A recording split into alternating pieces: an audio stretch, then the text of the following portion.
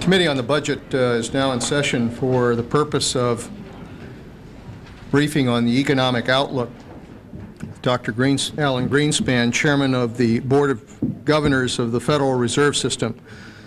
Dr. Greenspan, we welcome you to the committee and thank you for taking the time out of your busy schedule to try to address some of the issues that are concerning all of us today.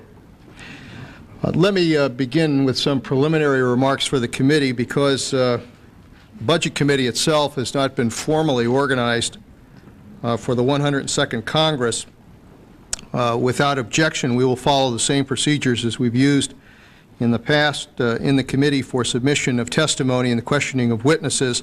It's my intent that a transcript of today's deliberations and any material submitted for the record would be included in the committee's permanent records upon approval by the committee at such time as we're formally organized. I assume that'll be probably sometime this week. Dr. Greenspan and my colleagues on the Budget Committee, this briefing takes place at a precarious time in the nation's history. Hundreds of thousands of young Americans are risking their lives in a war nearly halfway around the globe, and we pray for their swift and safe return. At the same time, we face an economic recession at home, the seriousness of which we can only guess at right now. Like the war in the Middle East, we hope that the recession will be short. But also like the war, we cannot truly predict its outcome. And again, as with the war, there are steps we can take and missteps to avoid, to limit the duration and reduce the likelihood of future occurrences.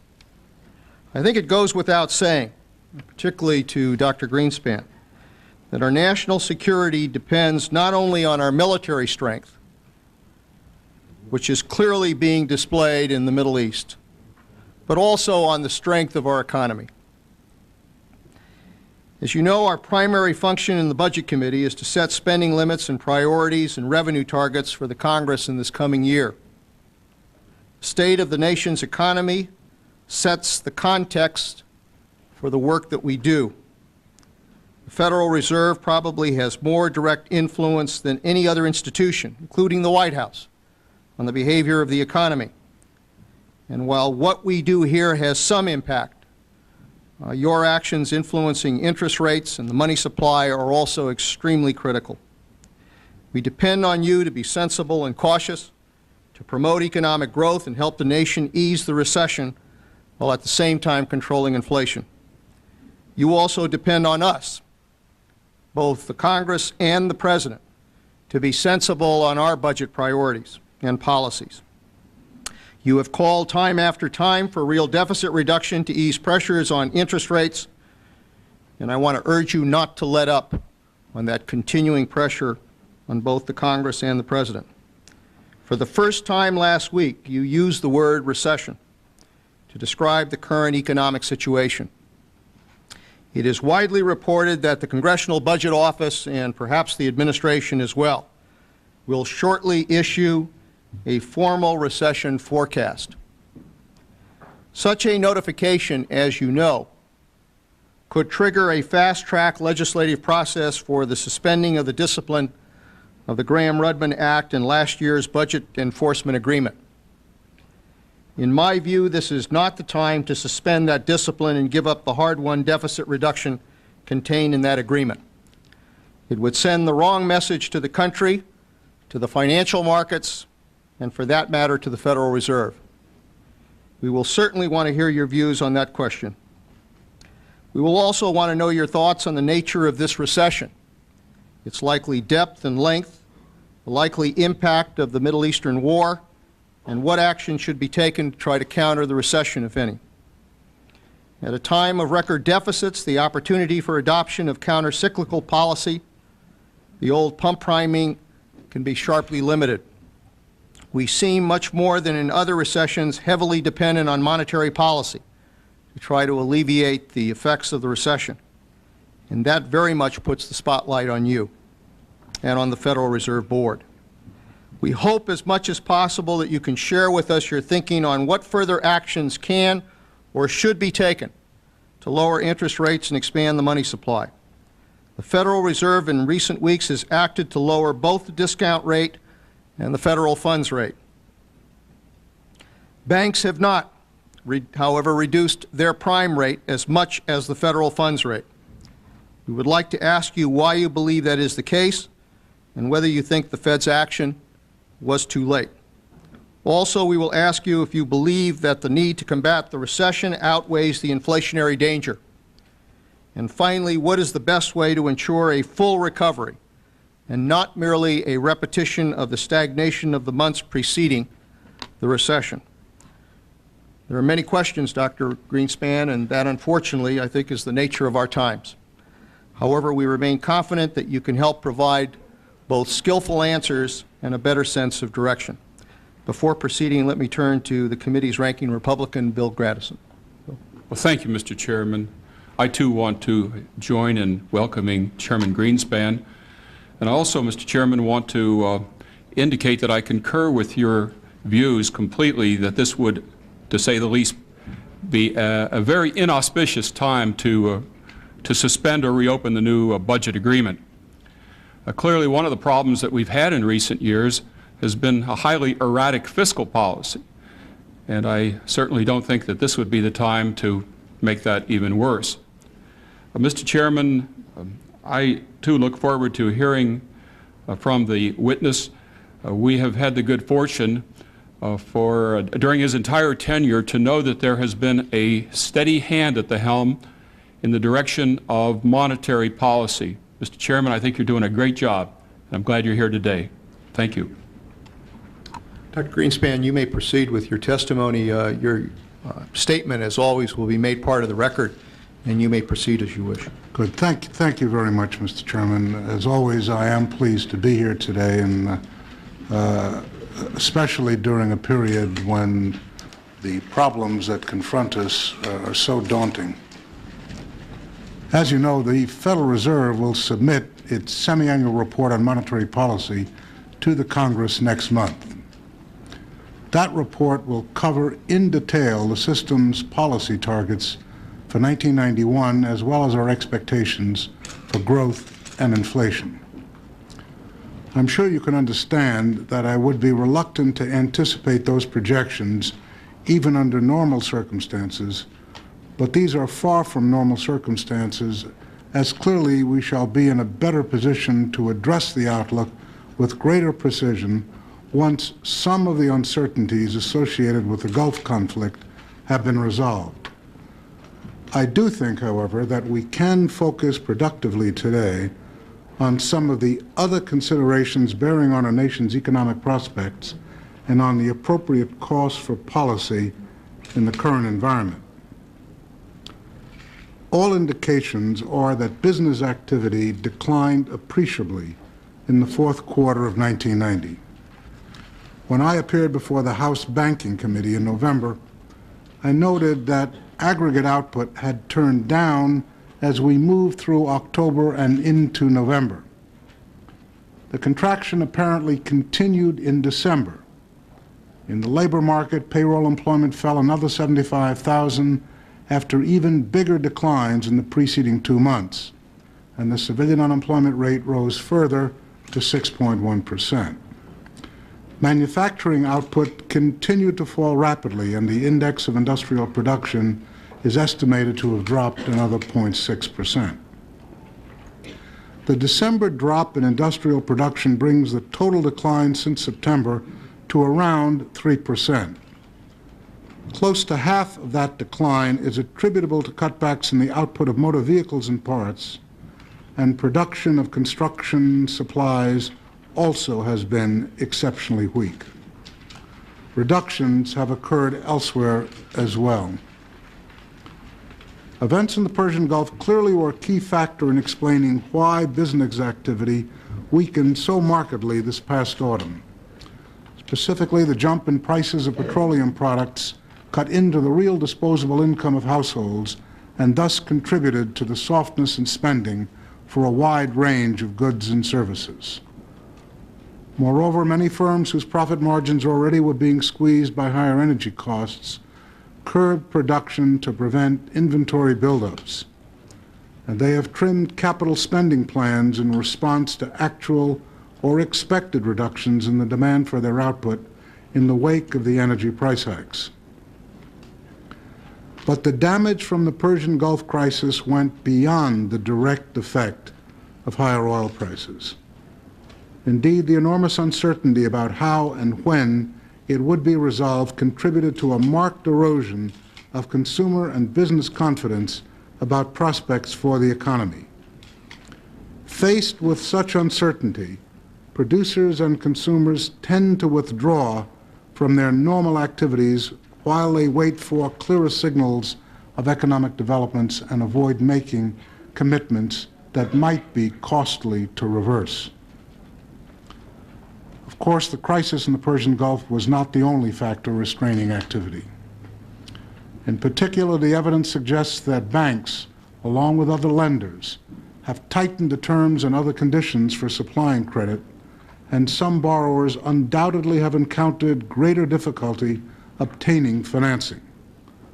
Such difficulties are clearest in the commercial real estate market, but they extend to borrowing for a variety of other purposes as well. Assessing the economic outlook is especially daunting at the present time, and not solely because of the enormous uncertainties surrounding the war in the Persian Gulf. To be sure, the information on economic activity in recent weeks is extremely limited. But as best we can judge, the latest data contain some hints that the effects of the initial shock last August have largely worked their way through the system, and that the downward pressures on activity may be lessening. Nonetheless, we must also recognize the possibility that overall activity may decline further before an upturn takes hold. Such an outcome could result if, for example, the serious weakness in some parts of the country were to spread to regions where activity is stronger, or alternatively, if consumer and business confidence has been so shaken by events since August that further reductions in spending are in store. Clearly, problems in real estate markets will be a drag on the economy for a time, especially in view of the role they have played in exacerbating the difficulties financial institutions face. In the residential sector, concern about home prices and worries over job and income prospects seem to be deterring potential home buyers, although with mortgage rates down, homes are more affordable than they have been in some time. In the commercial sector, the overhang of vacant space remains heavy despite the reductions to date in new construction. Granted, outlays for office and other commercial buildings amount to only 1% of GNP, and thus the direct effects on overall economic activity of even a sharp contraction in new construction are limited. Nevertheless, because existing commercial properties constitute such a large share of the stock of assets that have to be financed, a deep drop in the value of existing buildings implies sizable losses on the balance sheets of banks and other financial institutions, with repercussions that extend beyond the construction industry.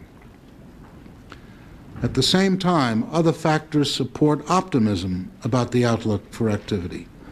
First, the depreciation of the dollar over the past year should buoy the growth of exports, even in the face of some slowing of economic expansion abroad.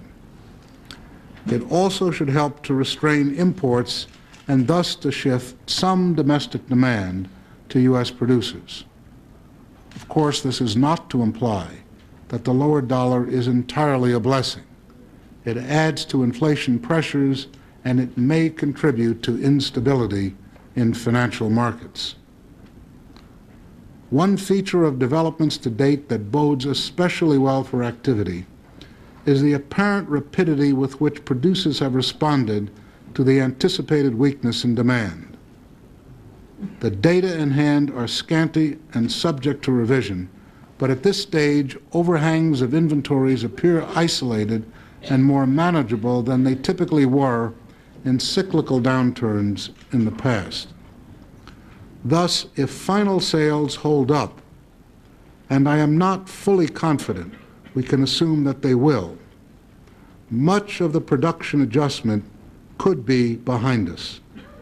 Moreover, any strengthening in final demand would likely translate quickly into a pickup in output.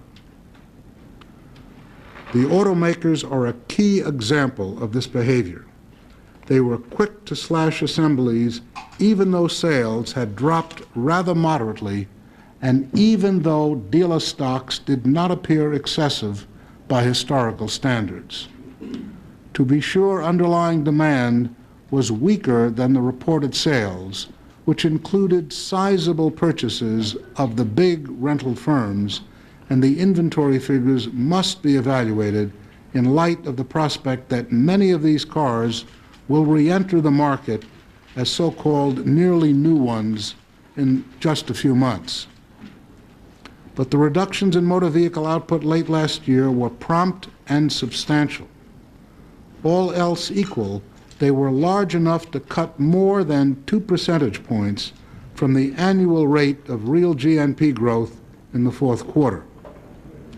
The good news is that most, if not all, of the reduction in motor vehicle output may well be behind us, judging from current production schedules for the first quarter. On the inflation side, apart from the uncertainties associated with energy prices, the outlook seems to have improved over the past few months. A good many signs point to an easing of wage pressures, and some further diminution in wage inflation seems likely in the context of the slack that has emerged in labor markets in recent months. In addition, the core rate of inflation in consumer prices over the past several months has been running below that recorded earlier in the year.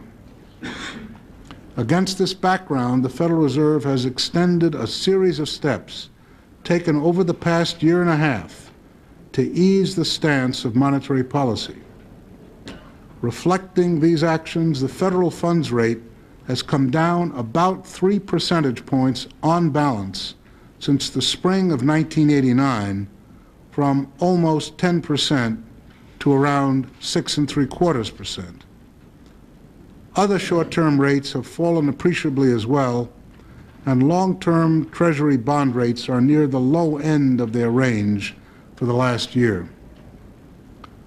The conduct of monetary policy over this period has involved a careful balancing of the need to respond to signs that economic activity was slowing perceptibly on the one hand, and the need to contain inflationary pressures on the other. The initial easing actions taken between June and December of 1989 were largely a response to developments that began to suggest that a slackening in inflation might be in prospect as indications of slower economic expansion continue to accumulate and money growth remains sluggish relative to the annual ranges. Policy was little changed on net in the first part of 1990 as economic activity appeared to be well maintained, albeit at a subdued pace. But the inflation news was disappointing. By mid-year, there were hints of moderation in inflation after the earlier spurt, and incoming information pointed to sluggishness in economic activity. In addition, restriction on credit supplies at banks, signaled in part by lagging money growth, suggested that credit conditions were tighter than intended, and thus policy was eased a notch over the summer. Further actions have been taken in light of your fiscal actions last fall, the weakening economy, continuing problems of credit availability, and slow growth in the money aggregates. They include a cut of 0.5 percentage point in the discount rate in mid-December to 6.5%, a reduction in certain required reserve ratios, and other operations designed to make reserves more available. We expect that our actions to date will provide support to economic activity in the quarters ahead. Whether further adjustments to policy will be needed is not known. Decisions on that score will depend on developing trends in financial markets and the economy. In that regard, we shall want to make certain that money and credit remain on suitable growth tracks. We are particularly concerned by the sluggishness of the money stock in recent months, and our most recent action was triggered in large part by further evidence of weak money growth. In addition, we are monitoring the credit situation carefully, and we shall continue to review the economic data for signs that the recession might be deepening. At the same time, we must take care to avoid a policy that is overly stimulative. The amount of slack in the economy is not great by historical standards, and an overly aggressive monetary easing could end up being counterproductive. Our aim should be to encourage a sustainable recovery rather than one that simply fosters imbalances that will lead to the next downturn. Fiscal policymakers also have to grapple with difficult decisions in the months ahead. I anticipate, as you, the economic forecasts of the CBO and the administration will show declines in real GNP in both the fourth quarter of 1990 and the first quarter of 1991. In that case, the Senate, of course, will be required and the House have the option to consider a joint resolution suspending the enforcement provisions of the Budget Reconciliation Act. Voting to suspend the enforcement provisions in the absence of compelling evidence of a deep or prolonged recession would be a mistake. Together with the administration, you worked long and hard last year to assemble an acceptable package of spending and tax changes and budget process reforms. By enacting the budget agreement, you gave financial markets some assurance of stability and of future easing of federal credit demands. Undercutting this commitment now might have adverse effects on long-term interest rates and thus might well be self-defeating.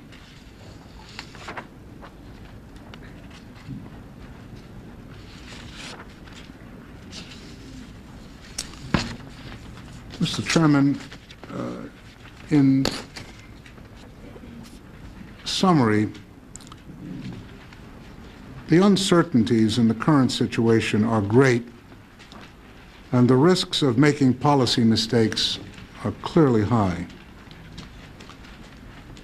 We must, of course, remain alert to events in the Persian Gulf and to their repercussions for the United States economy. But we must also make sure that our policies remain consistent with the achievement of our economic goals for the longer run. Thank you very much. Thank you very much, Dr. Greenspan. I again appreciate testimony that you provided and the guidance that you have provided in terms of trying to confront some of the issues that we're looking at. Let me ask you, with regard, recognizing and acknowledging that we now have a recession, and much of the recession appears to be attributed to what happened in August in terms of the oil prices combined with their effect on consumer confidence. Is it your view that we would have gone into a recession anyway, or were those key factors the ones that, in essence, put us in a recession? One can't rewind history, Mr. Chairman, but my recollection was that prior to August the 2nd, I thought it was a close call, marginally with the expectation that we would probably work our way through without falling into recession, although growth would be quite sluggish and it would be touch and go for a while. The data that we received on the months of August and September subsequent to the action of Iraq moving into Kuwait lead me to conclude that the probability was actually probably somewhat higher than 50-50 that we would have skirted a recession had we not been confronted with the war in the Middle East. I wish to emphasize, however, that there is no way to make any realistic judgments which are based on hard data, and regrettably, we will never know whether or not we will actually have achieved the soft landing that we were working towards.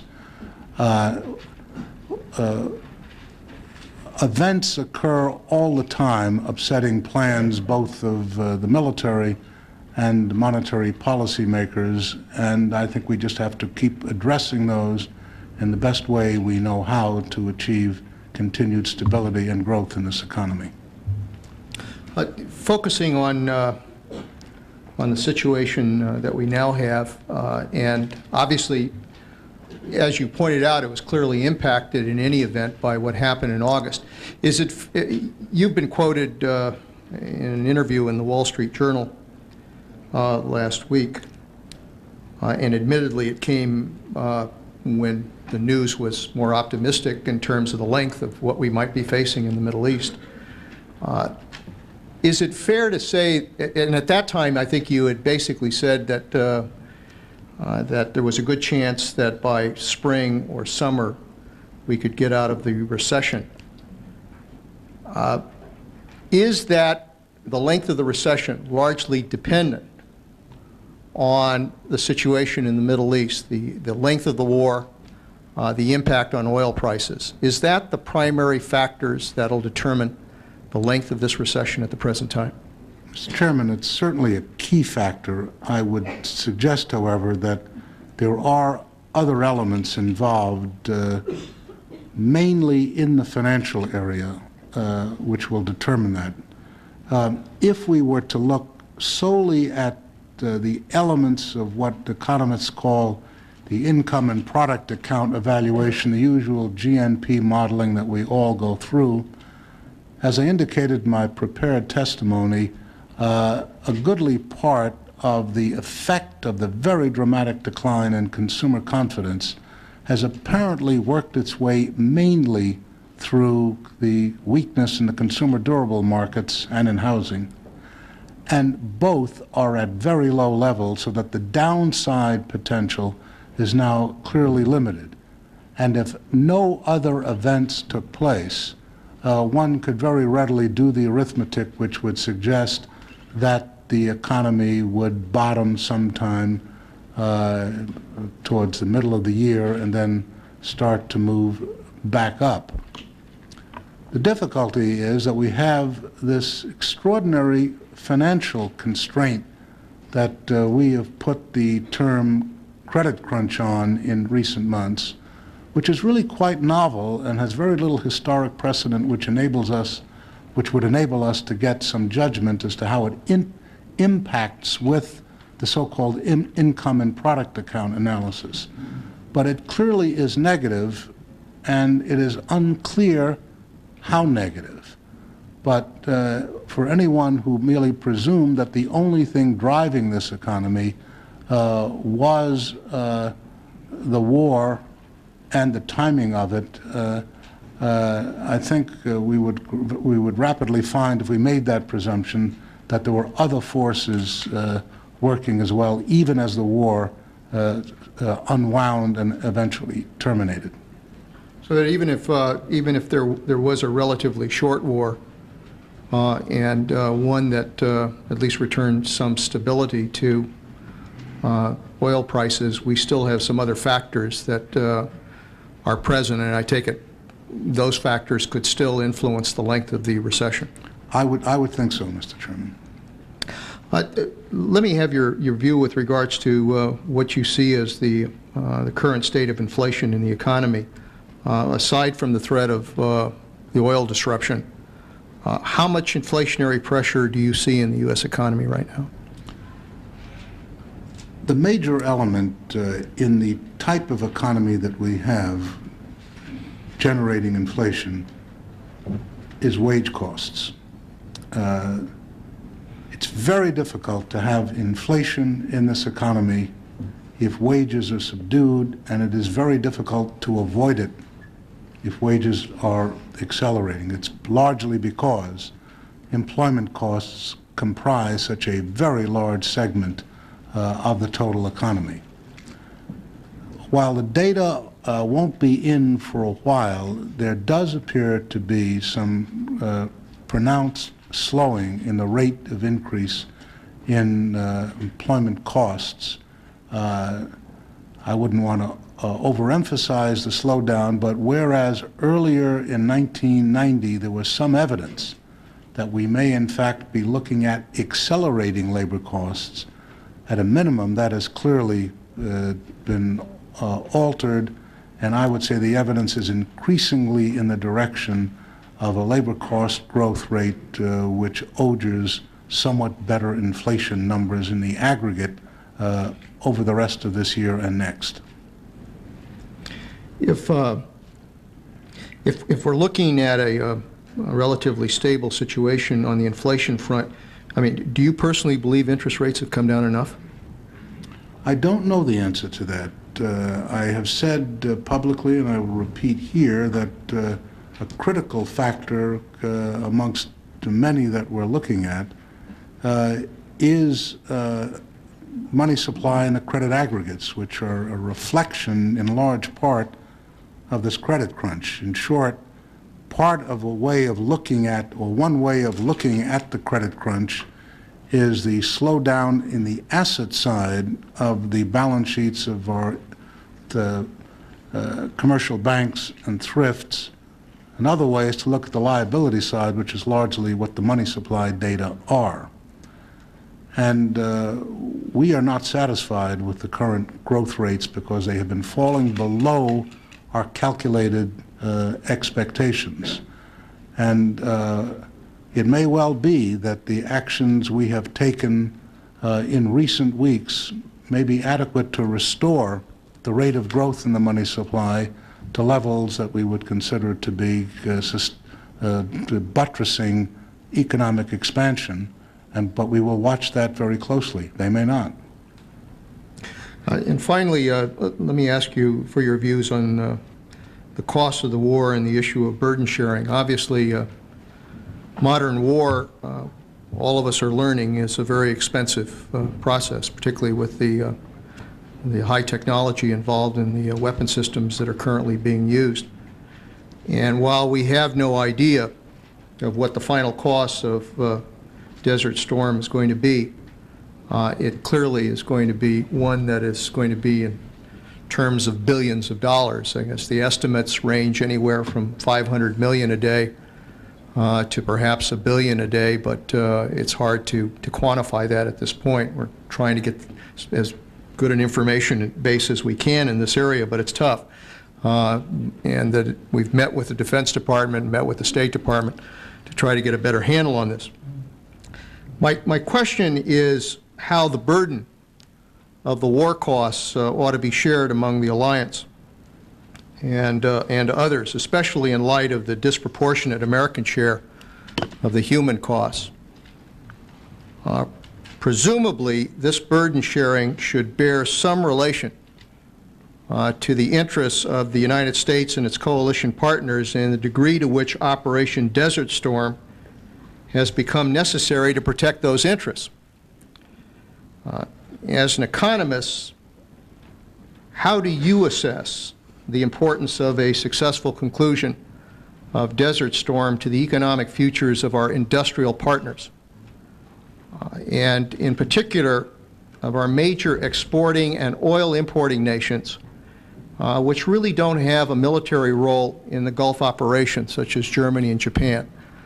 I guess what I'm asking you to explore is the fact that that obviously the United States is performing a very important role right now in terms of defending interests in the Middle East, and the primary benefactors of that are going to be some of these major economic powers that are going to be able to enjoy the benefits without contributing very much. What's going to happen? I mean, what share should they provide, and in effect, aren't they going to come out better in the end if in fact they just basically stand on the sidelines while we do the tough job? Well, Mr. Chairman, I think there's no question that the implications of having the current Iraqi regime control, say, 60% or more of world crude oil reserves would create some very major long-term disruptions in the world economic environment. It's not so much a question of the amounts of money that would be obtained from having control over that much oil, but once the monies were there and presumably additional armaments were purchased with those funds, it would become an extraordinarily difficult problem to try to confront that regime in later years. And under those conditions, Saddam Hussein would be able to dictate to a very substantial extent the amount of oil going around the world, and that would have, because we are so dependent, all of our industrial economies are dependent on crude oil, that would have an extraordinary effect on the world in general. How one then evaluates how that cost, the cost of preventing this from happening should be allocated is obviously something which is a political issue, and I say that in the statesman sense, in that it's a very, very difficult judgment since everybody benefits. And it is extraordinarily difficult to determine the proportions. It is a major job to make those judgments, and I think that competent parties in this government and in the Congress, in my judgment, seem to be focused on this in the most appropriate way. We have looked, of course, at the cost of the operations as you have and as others have. And it's not all that difficult to determine what the actual cost of the air war is, in the sense that we have, obviously, very specific sorties going out. We are expending ordnance with known unit costs. The ordnance in air sorties is by far the largest component of cost, 3/4 or 4/5 of the total air cost. And when one sort of endeavors to line up the data that we have and make adjustments for the fact that the 8,000 plus sorties of the last 5 days, as I understand it, are mainly U.S. but not wholly. They are sorties which public discussions have indicated are 80% successful, meaning that 80% drop their ordnance. If you make adjustment for that, make adjustment for the fact that a substantial number of sorties are of a non-combat nature, that is reconnaissance, refueling flights, fighter escort for bombers and the like, in which ordnance is not expended, you end up with rates of outlay which probably range but somewhere in the several hundred million, probably I would say at this stage under $500 million a day. Now that's for the air war only. Now obviously there are significant operation and maintenance costs for the other segments of Desert Storm, which are not by any means small. But for the moment, in part because the losses have been extraordinarily low relative to past history, the actual cost structure is, I would say, demonstrably under $1 billion a day. A very substantial part of that cost is clearly coming out of inventories.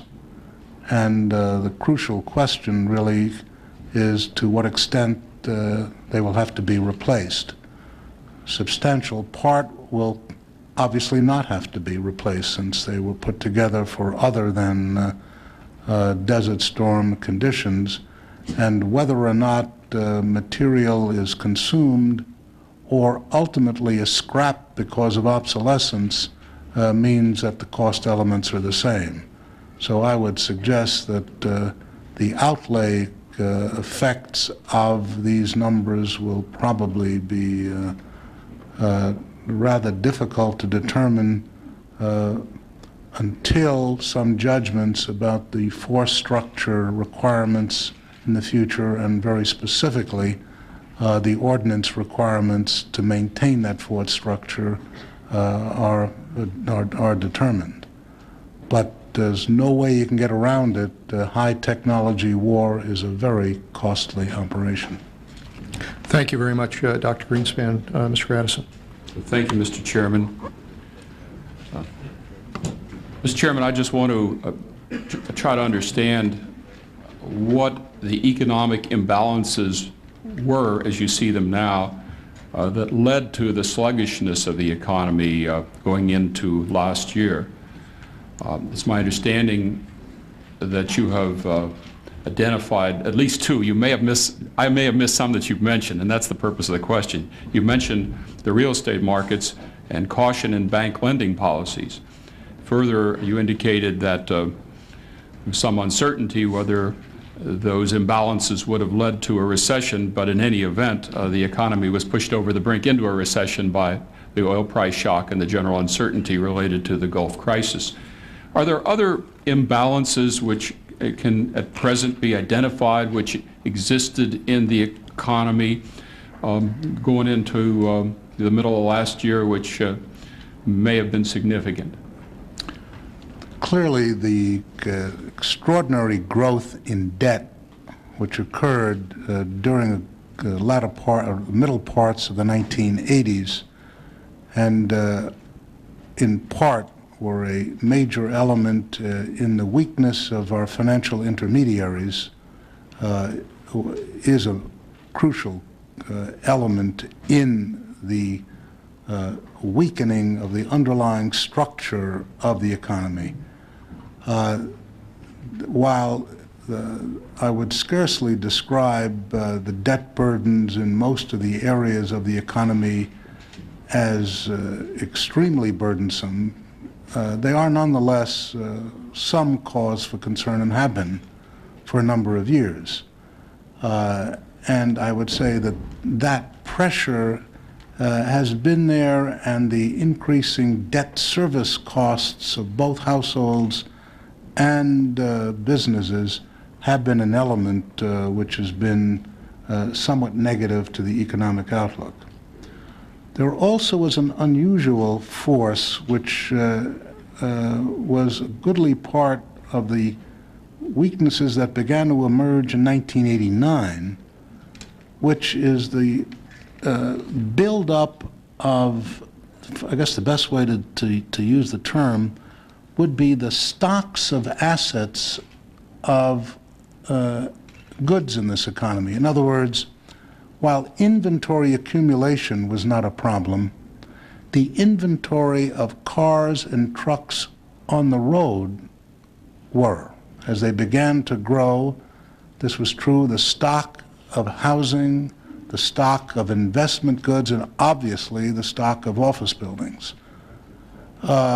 And in that sense, what we began to find is pressures which have the characteristics of an inventory adjustment, but it's a stock adjustment which is putting downward pressure on the economy. It created a lower level of sales in a number of different areas of the economy, and was not an insignificant element in the slowed growth of that particular period. Thank you. Thank you, Mr. Chairman. Thank you, Mr. Gradison. Just want to advise members, because of the large number of members that are here, I'm going to kind of hold it to, and because of the limited time of Dr. Greenspan, I'm going to hold it to about 5 minutes, but I'll exercise some flexibility on that. But I just want to give you that as guidance as we proceed through it. If there's time, we'll try to go a second round, depending on the time of Dr. Greenspan. Mr. Oberstar. Thank you, Mr. Chairman. Thank you, Dr. Greenspan, for being with us at such an important juncture in the course of the nation's economy, especially with the events unfolding in the Middle East, which you so aptly addressed.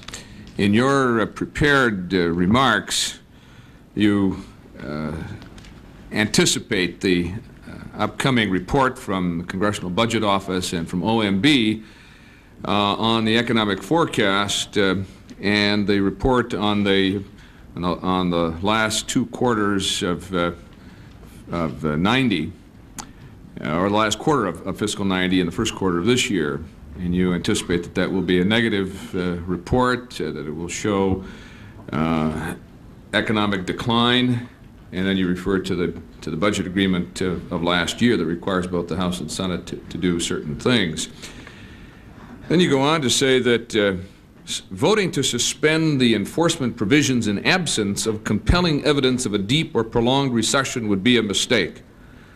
You don't give us any guidepost on what you define as compelling evidence or of a deep or prolonged recession.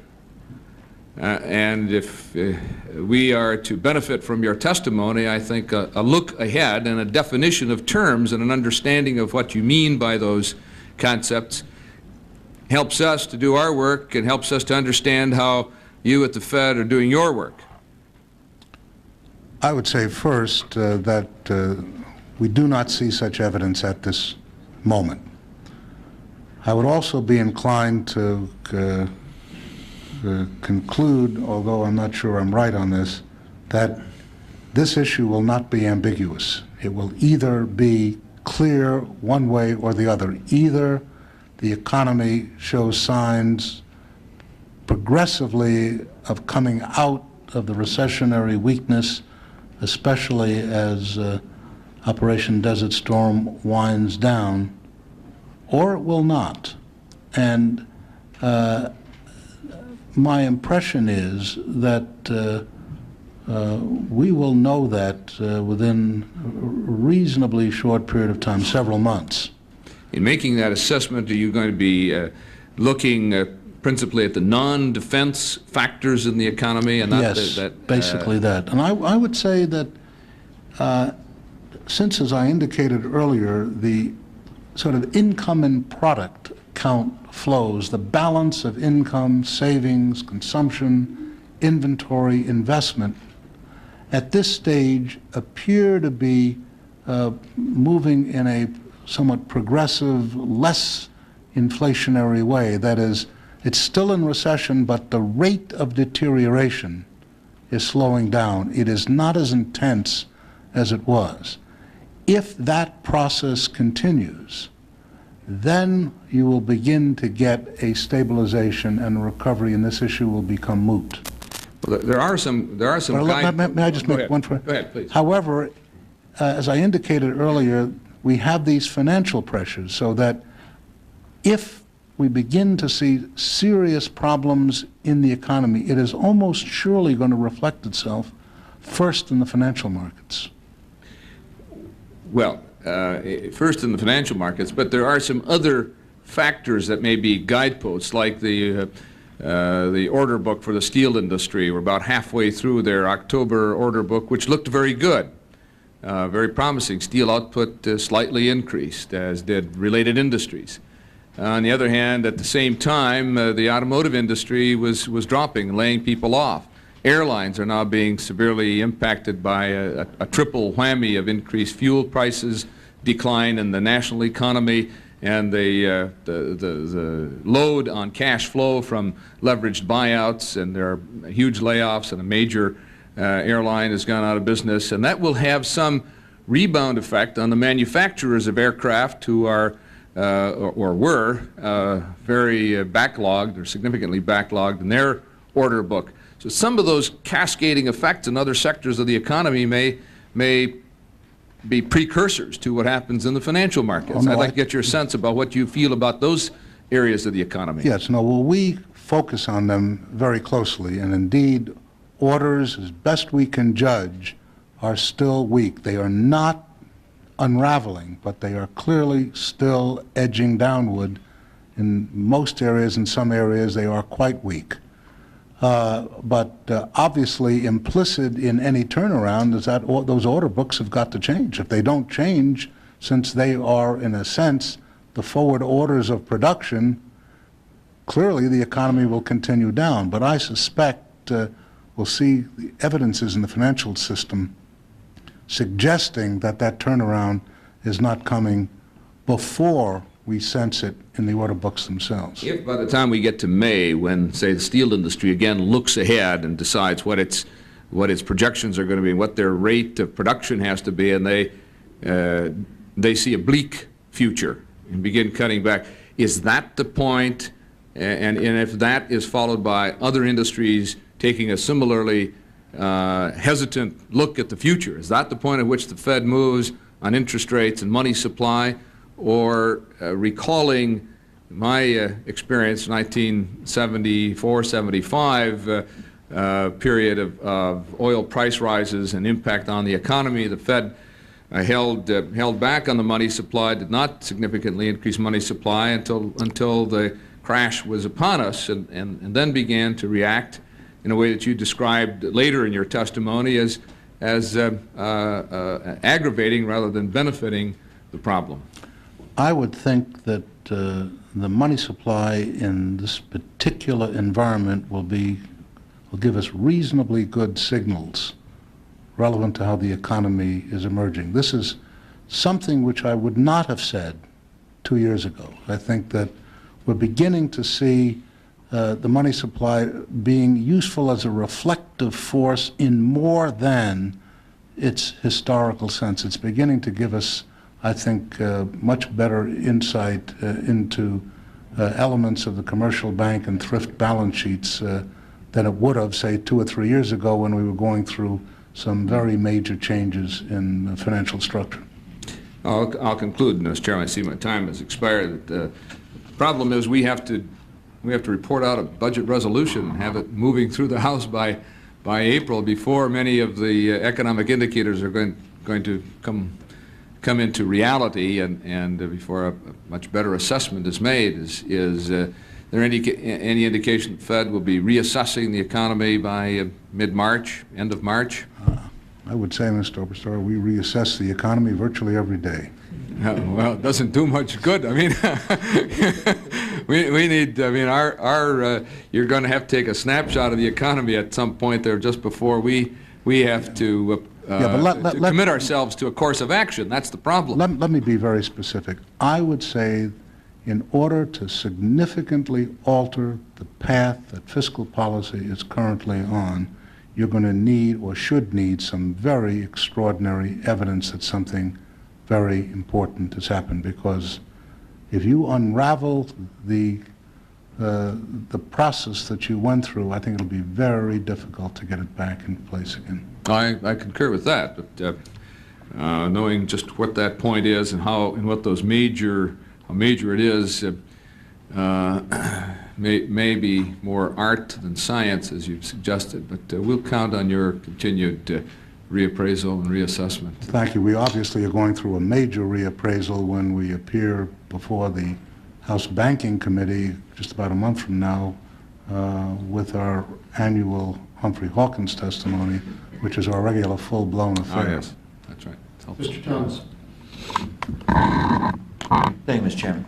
Greenspan, once again.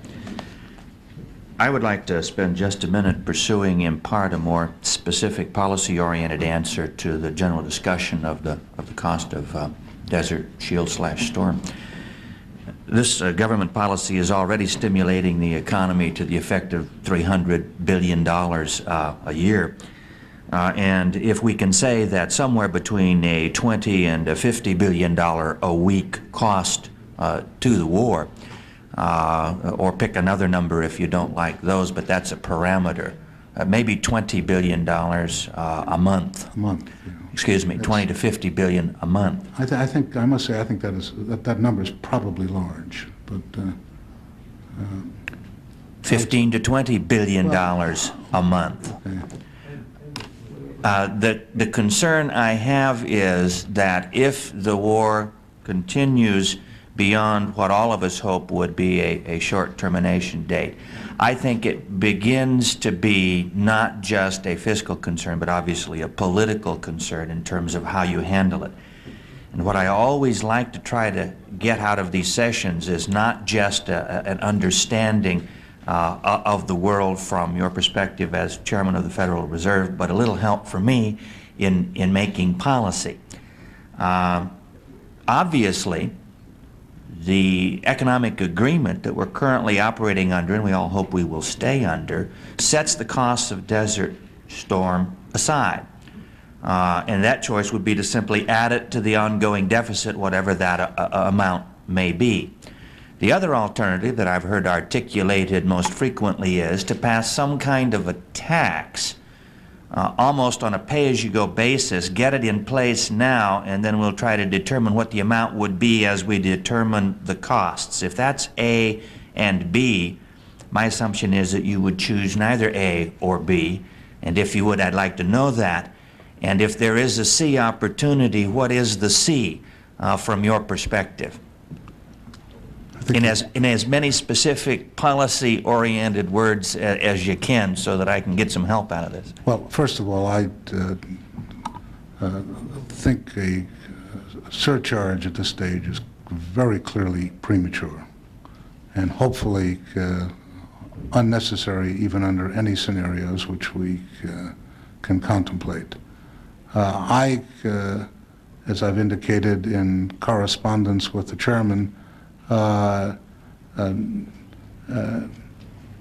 some different priorities with respect to taxes and spending than the existing agreement has, but nonetheless, it is unquestionably one that very markedly will reduce the federal borrowing requirement of this government, and that in and of itself is a very important condition for long-term economic stability.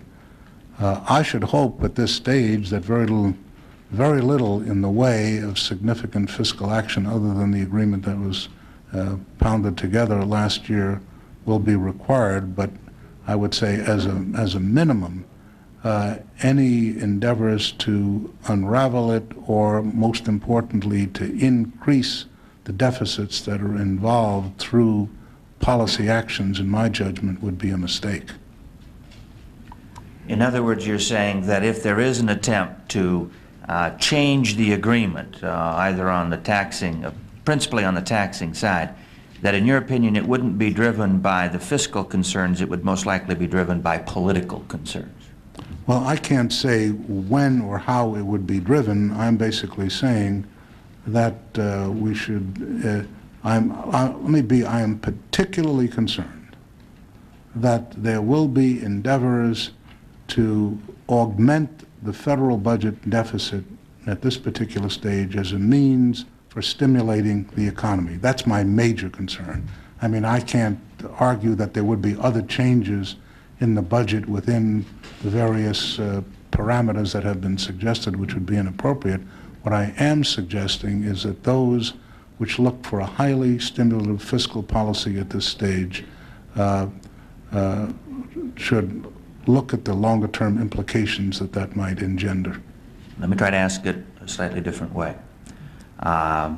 Rather than asking for a change in the tax policy for purely stimulative purposes, if there was an attempt to change tax policy, increase taxes, using the argument or the reason or the excuse of war costs, that in your opinion, the costs of the war are less damaging in terms of fiscal policy to wait until it's over, assess it along with other factors in terms of making broader changes than to try to deal with the costs through any kind of a tax change? Yes, I would tend in that direction at this stage as best we can judge what is currently going on with respect to Desert Storm. that it would be more damaging from a fiscal point of view to try to meet the monetary needs of the cost of the war in the long run, fiscally more damaging, to do something rather than nothing at this stage? Let me just say, I would say at the moment that we do not have enough information and will not for quite a while to make a judgment as to whether or not changes in taxes are either desirable or appropriate to the conditions at that time. Thank you very much, Mr. Chairman. Bill, if I could just follow up on that, because it's a very important point. If the choice at some point is to either confront the need for additional resources or savings versus just adding these costs to the deficit, what would be your position facing that choice? No, because that's more likely, very frankly. Based on the agreement is that it's off budget, but that just essentially means that we're going to take these costs and add them to the deficit. No, what I'm saying, Mr. Chairman, is that that particular decision cannot, in my judgment, be appropriately made at this time. We just have no information which is useful, and I think it is really largely a hypothetical question which is pretty far down the road. Mr. Guarini. Thank you. Dr. Greenspan, we certainly appreciate the Bill Grattison's statement of steady hand that you've given our economy and monetary policy over all these years, and hope that when August comes that we will have the benefit of your continued service as chairman, seeing that you and the president would have the wisdom of continuing the experience and the success that you have had in the past in the future years. Just following that line of questioning, during the Vietnam War, President Johnson balanced our budget and gave us a sound economy because he passed a surtax. I'm not necessarily for this, but I'm just wondering why you think the circumstances are different now, where he had taken preventative economic means of not falling too far behind in the debt and deficit operations by paying for the war as it went along, rather than to say, wait till it's over and we'll assess all the damage at that time. Why are the circumstances different now than then? In the Vietnam War, we started at a point where our inventories of ordnance, our inventories of equipment, our military assets were at a level which were, in the judgment of the military strategists, inadequate to meet the requirements of that conflict. The result was a very significant rise in defense spending, actual outlays and actual borrowing by the federal government to finance it. This particular period is potentially, and I underline the word potentially, somewhat different. We go into the period with a very large military asset base in terms of aircraft equipment, ordnance. In fact, Army, Marine, Navy, and Air Force are extraordinarily well supplied for the obvious major confrontation that had been the implicit premise of the military budget for quite a long period of time. With hopefully the end of the Cold War and the otherwise fairly pronounced unraveling of a substantial part of the military asset structure, we are looking at a situation which basically the size of the stock of military assets goes down, ordnance goes down, the armed forces size goes down, and outlays obviously are trimmed very materially as a consequence of that. If in that context, that so-called unwinding, or which we used to talk in terms of the peace dividend, if in that context we impose a military conflict of limited duration, we may find that a very substantial part of the cost is met out of inventories which in large part are not required to be replaced. And unless they are replaced, unless there are Defense Department outlays which require borrowing from the public, then the economic impact is quite materially different from that which occurred during the Vietnam War.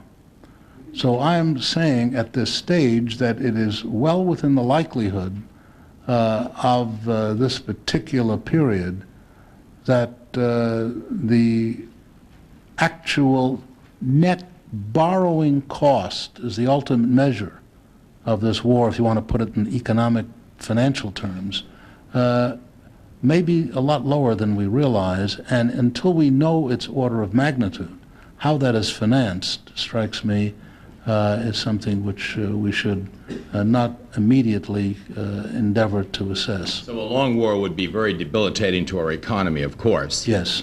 And I would assume from what you said earlier, being this is a technological war, it will indeed be more costly.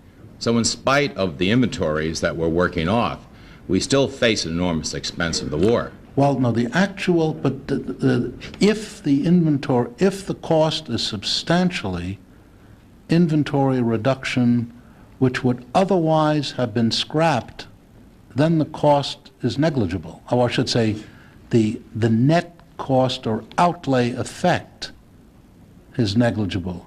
But until there's an assessment of what replenishment of inventories are required, I'm not sure we know what the federal outlay budget cost is, and therefore what the effect on federal borrowing is, and hence the effect on the economy.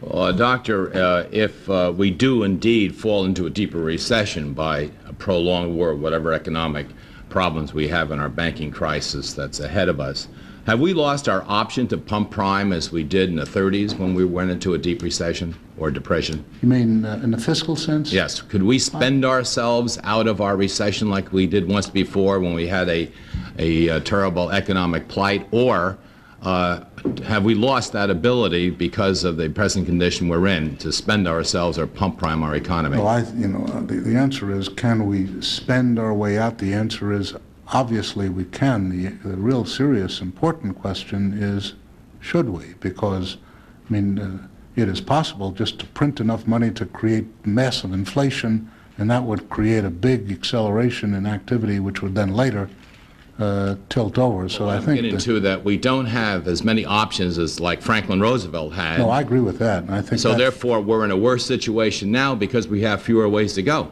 Yes, I would agree with that.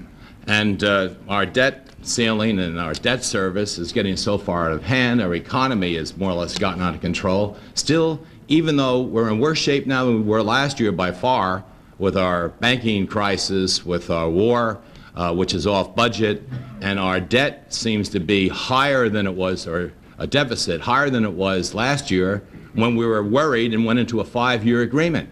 Now, as an economist, I can understand the politics of keeping the budget agreement together.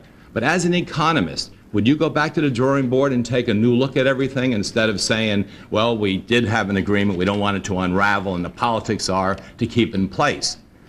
From an economic viewpoint, would you take a new look and a new strategy at the economics that we're planning?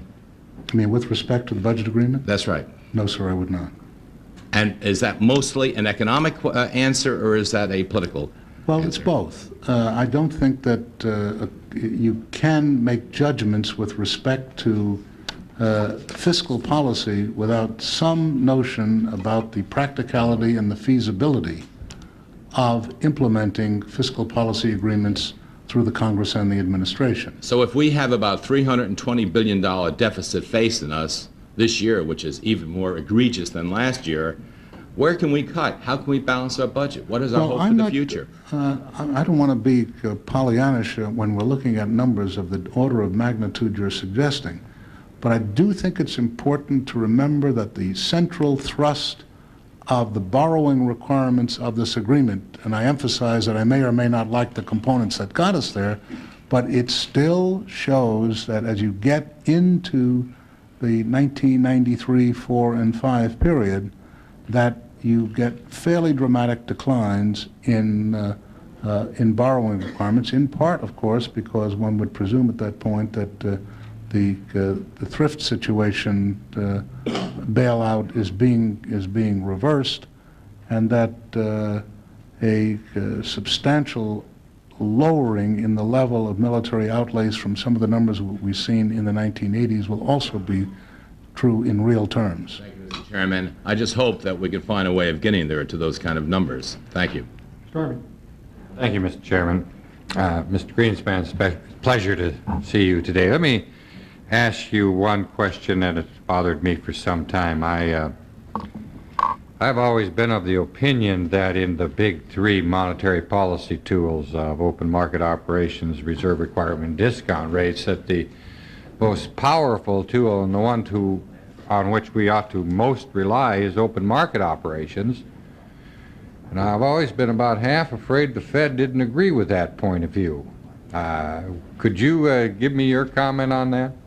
No, I would certainly agree with that. That is by far the tool which we use most often, and indeed we use it every day. Is it that it's just not so visible that I don't feel confident that that's the case? That's correct. In other words, to the extent that we alter the balance sheet of the Federal Reserve System, which we do every day, we are impacting on the reserve positions of the commercial banks, and that is open market policy is our most used and ultimately our most effective tool. Thank you. I am always worried about inflation, and I characterize the principal cause of inflation as, quoting an old friend of mine from Ohio, as paying more people more money for the same or less work. You seem to have focused a little bit on that, and it seems to me that when we look at wage push inflation, that we tend sometimes to be a little myopic and be too focused on the wage itself.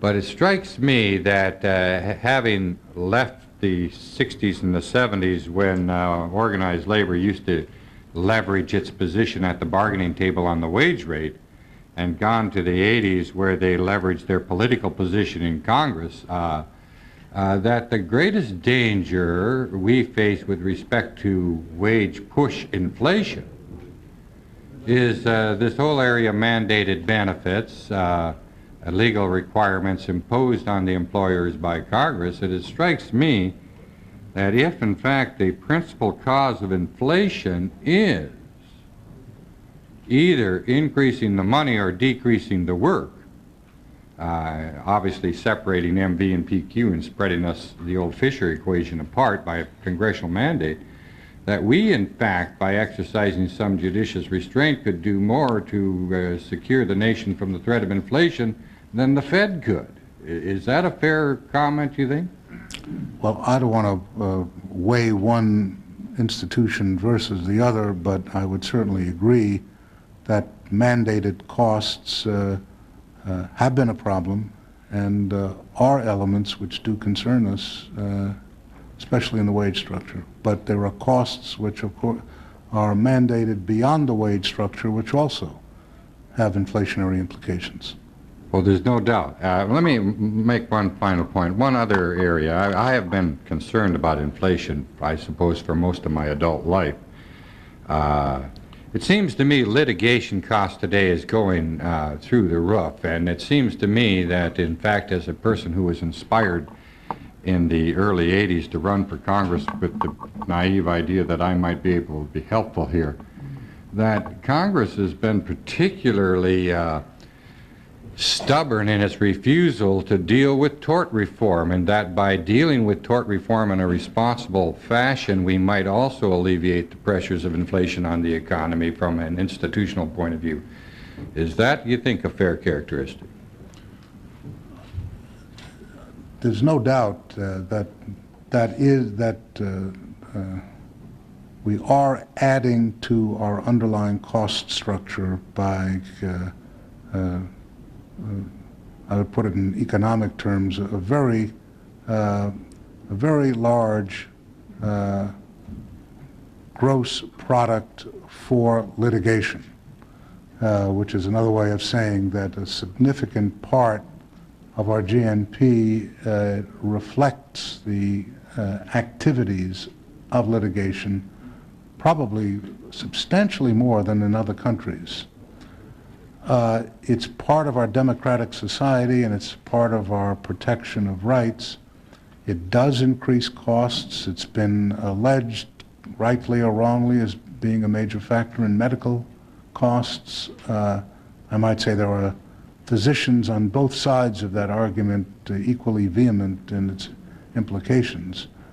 But I do think that it is important when looking at the issue of torts to be aware that there is an economic cost that is involved in the processes which our judicial systems go through. That's not to say that cost should be the sole consideration. I think, on the contrary, it shouldn't be.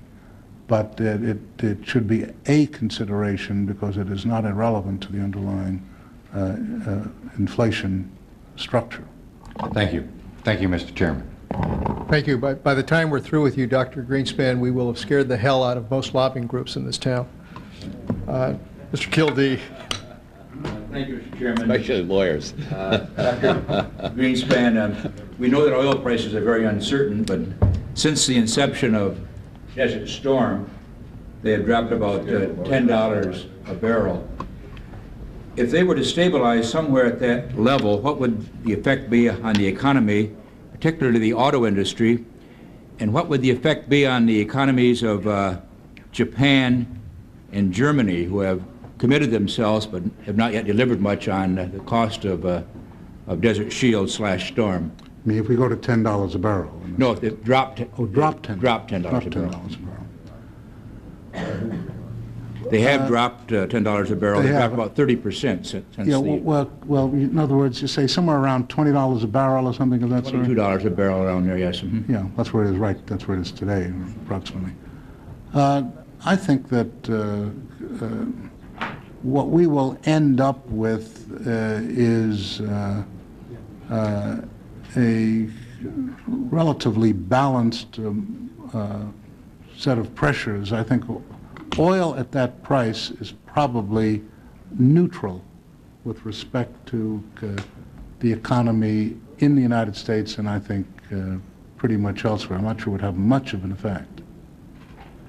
At that price, at 22, what would the effect be on the economies of Japan and Germany if they were to stabilize at about $22 a barrel? Well, remember that a very substantial part of the gasoline price in those countries are taxes, so that the effect of the price fluctuations itself are not all that important, so that they have actually been able to gain some stability for no other reason than they've got these extraordinarily high taxes. But as I indicated earlier, I think that oil is a very substantial part of the energy structure of all of the major industrial economies, and a relatively stable price, I think, is a major contributor to economic stability. Let me ask you this way, what effect did the increase up to about $32 a barrel have on the slump in the auto industry? And what effect will it have if it stabilizes at about 22? Well, I would think that it had a significant effect to the extent that it, one, subtracted purchasing power from consumers. It obviously created a much higher operating cost for vehicles and therefore less inclination to buy them. And it also contributed, perhaps even more so, to the uncertainties in the economy generally, which engendered a major contraction. I think that if oil prices stabilize, I think it would have a much more fundamentally balanced effect on purchases of goods as well.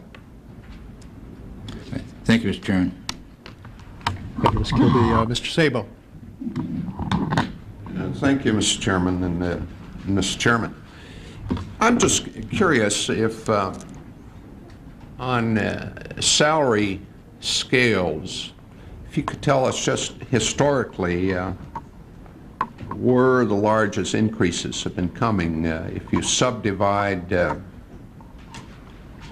our salary base in this country maybe by tenths, the relative volume of salary in each tenth, and the relative increase over recent years. Can you tell us that? I'm not certain I understand the thrust of the question. I mean, if we separate salaries into tenths of Population. tenths, I mean, from lowest salary up. Yeah. Is that what you mean? And if we were to do that, how do you want me to describe it? I'm not clear. Yeah. I'm just curious what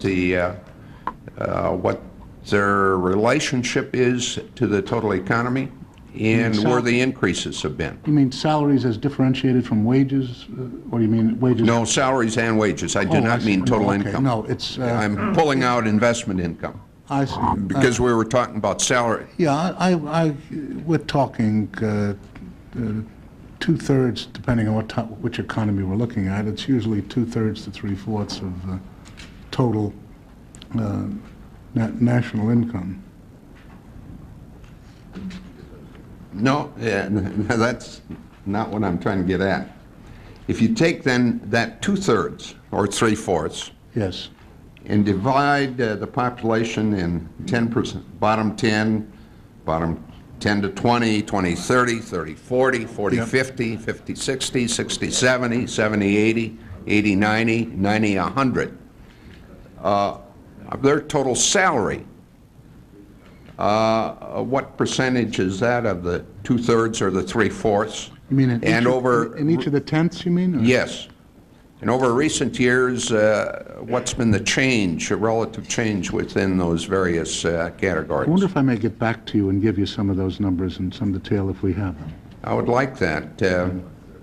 My sense is that, and I suppose general sense, that's what's been happening in our economy is manufacturing has had more difficulty, and we've gone to more service-oriented jobs in our society. There's just been very dramatic change, and jobs that were, quote, middle class have become more and more, maybe still middle class, but rather than middle class, they become lower middle class.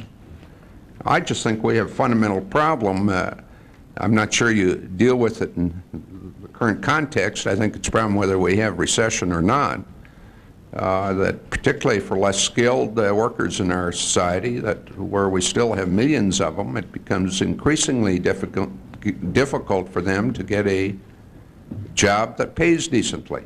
And the end result of that, and is in part what Mr. Army talks about, we need to Band-Aid benefits, or we have to significantly subsidize them through governmental costs, whether it's on health care, housing, daycare, food stamps. Most of these folks are in the labor market, and we have to supplement their income because they aren't being paid much.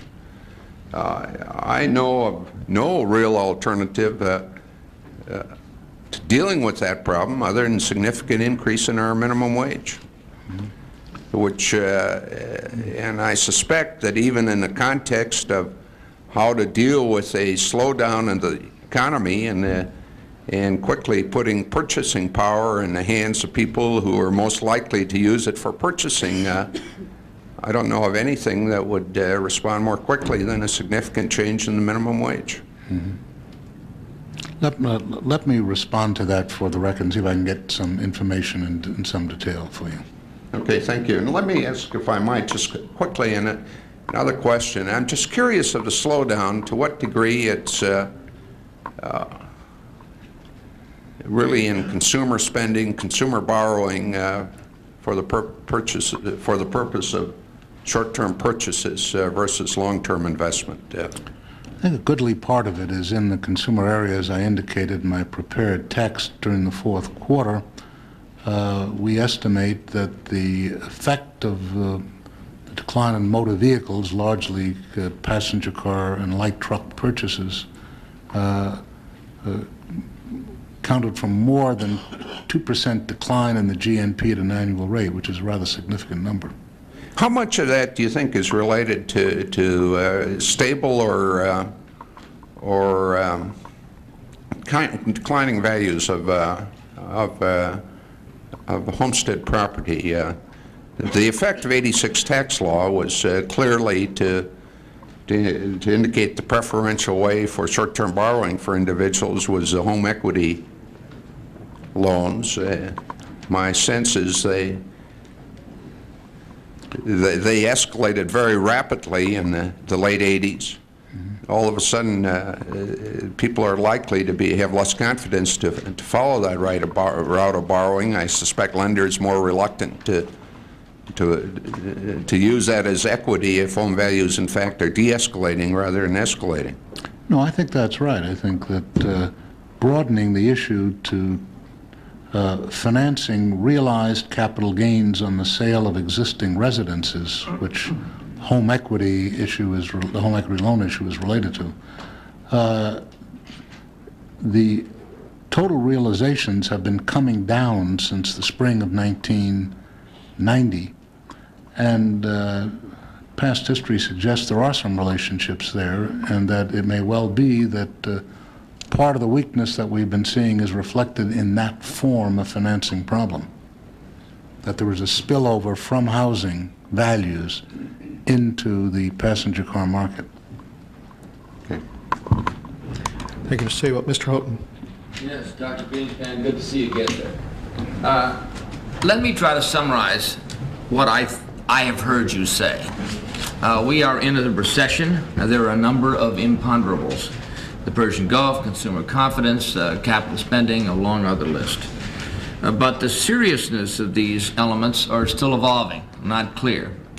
So the message basically is stay the course, and the course is the pursuit of a sustainable economy.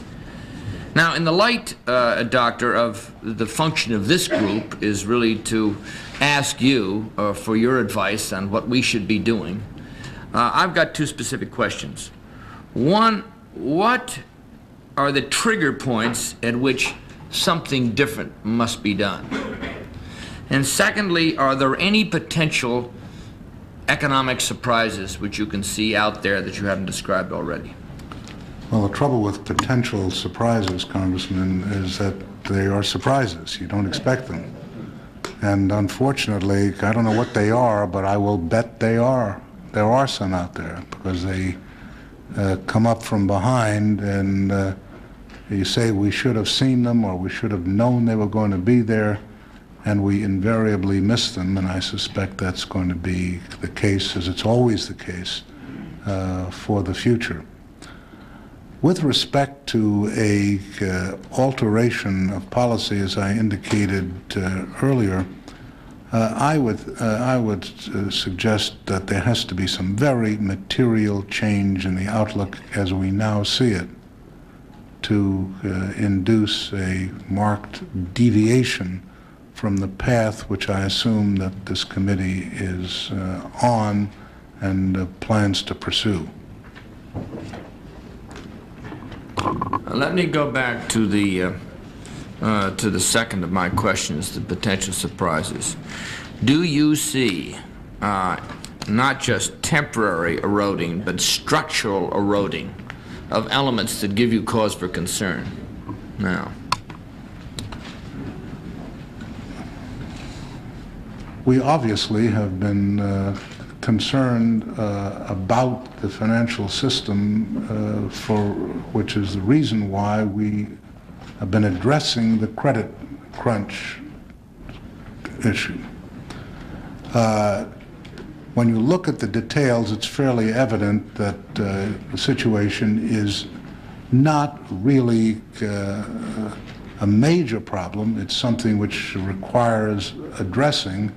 But I, having looked at the commercial banking industry in some detail, especially recently, find that some of the concerns that I see in the media about relationships with the fate of the savings and loan industry are really grossly overdone.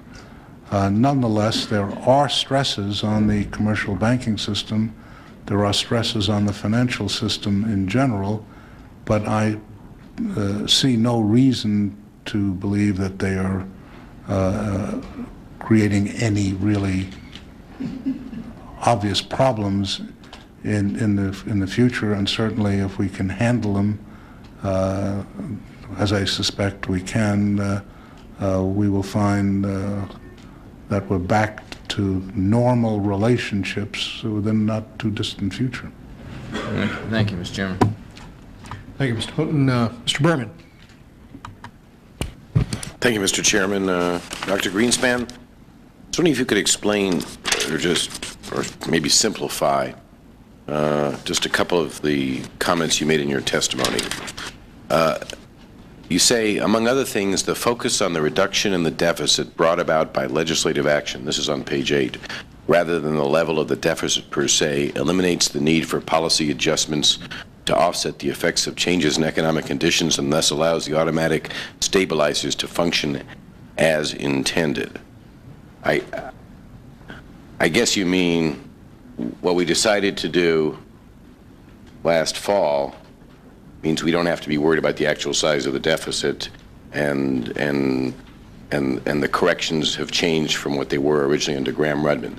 But in the broader sense, what does this mean? If the size, does it mean the size of the deficit is not important? No, it basically means that the types of legislative actions taken will absorb short-term changes in the deficit which occurs because of transitory factors, but that it will keep a lock on the long-term structure of the deficit and direct the financing requirements towards much lower levels as we move into the middle 1990s.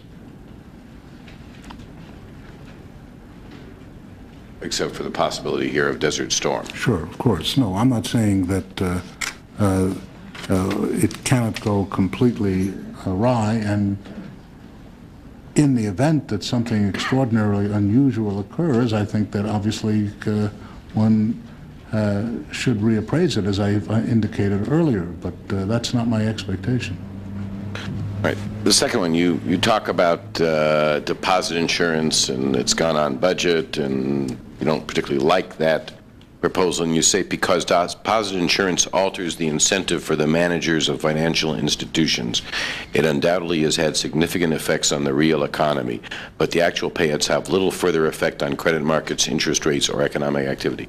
Could you just elaborate on that a little bit? Yeah, in fact, I think I may well have been discussing that every year I've been here. There's something about it. It's very... Yeah, oh no, I fully understand that it's an economist's view of how budget deficits affect the economy, and there is a very marked distinction between borrowing for the purpose of purchasing goods and services, such as borrowing to finance the defense outlays on the one hand, and borrowing to restructure the financial system, which does not affect savings, investment, incomes, or any of the elements which are material with respect to altering the levels of economic activity.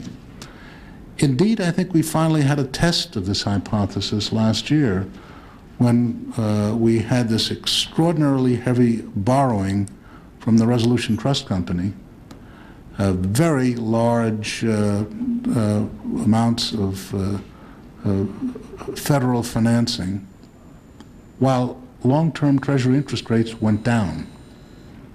And what that was indicative of was that it was a transfer. I mean, it changes who owns what, but it does not have the effects on the levels of economic activity that the standard concept of the deficit has. And I think it is probably an academic minor issue of very little relevance most of the time. The last 2 or 3 years and the next 2 or 3 years, I think for the first time that I recall, the distinction between these types of measuring the budget deficit when one is looking at the inflationary effects, the economic activity effects, that the so-called national income and product measure is the more appropriate measure to get that sense of the impact. And in that regard, while I'm appalled by the size of the deficits we are looking at, I at least am less so because I know that when we do the adjustment process, while still outsized and worrisome, it's not of the order of magnitude that we are confronting in this period. Then the final question. You say the credit reform provisions in Budget Reconciliation Act improve unified budget accounting for new loans and loan guarantees and narrow the conceptual gap between the two budget measures. What is that? The national income and product accounts budget and the unified budget? Yes. So one exaggerates the difference between the two. That is putting this deposit, this yes, financial and the reform of the. But here you say loans and credit loans without distinguishing, credit guarantees without distinguishing which kind, work the other way. Those are appropriate changes. Why particularly credit guarantees? Well, let me do it. It's a technical subject which will require a rather long answer. May I answer that for the record with a letter to you on that? Sure. Thank you. Time of the gentleman has expired. Mr. Weiss. Thank you, Mr. Chairman, Chairman Greenspan. Would you help me a little bit with the definition of stimulative? Because you expressed concern that too much stimulating of the economy at this time to get us out of the recession causes long-term problems later, as I think is a fair summary. Is that correct? Yeah. And is something stimulative, though, if you are spending money, increasing government expenditure, and yet at the same time increasing productivity? Does it have that same adverse effect? Well, obviously, those are two forces going on in the economy, one which is positive and one which could turn out to be negative, and it's quite possible they would offset each other.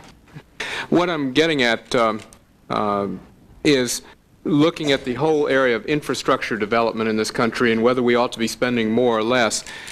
Federal Reserve economist, I believe at one point, and I'm not sure whether this was an opinion shared by the Federal Reserve as a whole, was suggesting that for the first time there's a direct link between productivity increases and infrastructure development, and was relating developments in other nations, Japan, West Germany, to show the lines go up with infrastructure development and the productivity increases, and that we run a relatively flat line, and that our infrastructure development has stayed about the same. Is that something the Federal Reserve subscribes to or has any opinion on? Well, you're referring, as I recall, to an article that was written in the review of the Federal Reserve Bank of Chicago. Yes, sir. And it's an interesting thesis. There are differences within the board and within the staff of the board on it. It's a debatable issue. My recollection is, in seeing correspondence going back and forth, that there was a lot of econometric evaluation which one agreed with and the other didn't agree with. Let me see if I can bring you up to date with where that stands by putting something in the record for you. I'd greatly appreciate that. Thank you. And my third question then gets down to simply where you think the role, particularly over the next 2 years, for infrastructure development should be. There are those who have concerns that there are tax monies, a gasoline tax that goes into a dedicated fund, and yet some of that fund is withheld and not going to construct the highways, build the bridges, repair the facilities, go to mass transit, that it's allocated to. Others say that money under Graham-Rudman must be withheld for the ultimate goal of Graham-Rudman and for deficit reduction. A dedicated fund like that, in which you are building something and hopefully, arguably, getting a return from over a period of time, do you look at that in the same way as for deficit reduction purposes as you would other items of expenditure from the budget? No, we tend to, as economists trying to measure the economic impact, we tend to look at the budget in the unified sense first, and in the national income and product sense, secondly. The question of whether there are trust funds set up or dedicated funds on the receipt side for purposes of spending is an issue that is not directly related to the economy overall. It has obvious important priorities with respect to the allocation of resources within the government, but it is not something which we take into consideration. We tend to consolidate the system for purposes of financial analysis. But my concern is that in that process, then, do we ignore some of the future returns that could be obtained from that infrastructure development?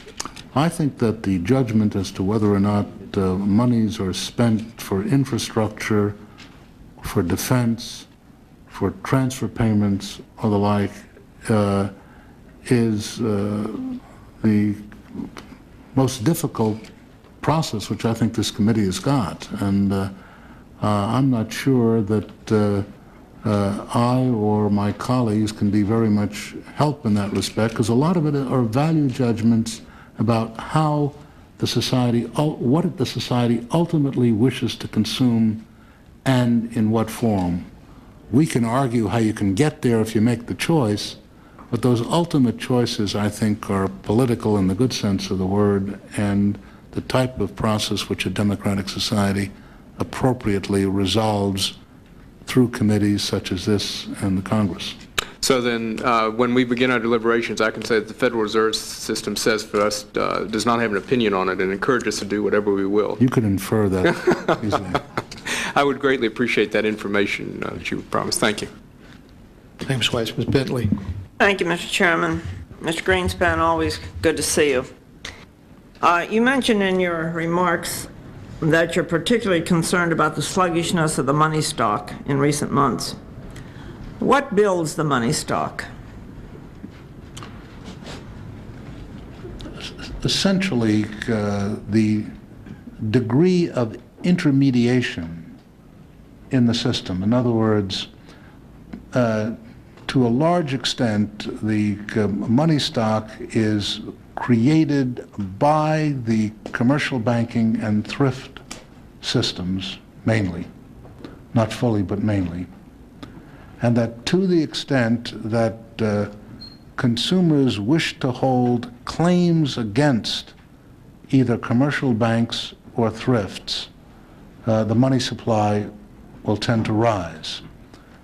And the claims against thrifts are considered the most highly liquid forms that households and businesses can hold, and obviously it is ultimately their demand for the balances which will determine how much are in fact profitably created through the process of intermediation, that is, the process by which, say, a commercial bank makes loans and then sells claims against those loans in the form of deposits to its customers. Right. In the same sentence, you also said, you say we have weak monetary growth. Now, combining all of this together with what you've just said, we see a weakness, a real weakness today in our service economy. I mean, Citibank has laid off 20,000, Sears Roebuck has laid off 21,000. In my area, hospitals have laid off, insurance companies have laid off, etc. Is all of this because we have focused on a service economy and forgotten about our manufacturing base, and therefore we lack the growth of the value-added product today? Is this involved? Well, I think it's not an easy question to answer. Throughout most of the 1980s, or let me actually go back further into the 70s, services were growing at a fairly strong clip and seemed to be, to a large extent, insensitive to cycles. We had significant manufacturing cycles, but very little in the way of service cycles. As services became an increasing proportion of the total GNP, we're now at a point where, in the event the economy contracts, where purchasing power contracts, the contraction can't be absorbed wholly in the industrial sector. It is spilling over into other areas, and I think that what we are observing as a consequence of that is that we're beginning to get something resembling a business cycle in the service areas as well. And the distinction between a good and a service is not all that important. Both are creating something of value for consumers, but I would not be surprised if we find that henceforth, as services become an increasing part of a system, that we're going to begin to see business cycles and services now, not of the magnitude of industry, but clear enough. Yeah, but particularly when you don't have a product, you're not producing something to balance off that service. I mean, that I think is part of your problem. I may be wrong. You understand it better than I guess, but I think that manufacturing is very vital. Mr. Sabo touched on it, and he said he thought the way was to increase the minimum wage. Well, I don't quite agree with that. I think the way to improve it is to spend the money here. For example, in our defense budget today, the fourth largest supplier of our defense equipment is the French government. That's money going offshore. That's our tax money going offshore. So that money is not helping us at all. And the money that we're spending on the interest on our debt, which is tremendous, and most of our deficit is the interest on our debt, is money going offshore. Well, It's going to banks offshore. And that money is not coming back in to help the Treasury here. Am I wrong on that? Well, I think that there is a substantial part of the federal debt that is held abroad and for which interest is paid, but it's as my recollection is, it's the order of magnitude of a fifth. That the vast majority of interest paid on the federal debt is to domestic holders. Well, you guys don't get together on your figures. But here, again, with all of what's mounting up on the debts, etc., here's an example of something I ran across this weekend with some of my constituents. Our service industry is hurting badly, okay? Now, our next one that's going to go under is the health care providers. And why are the health care providers going to go under? It's because Medicare has sent out a journal to all of their different payouts in different areas that we are not going to pay on the 17 and 24 days required anymore. We're going to pay out on 90 days because the money is not in the Treasury.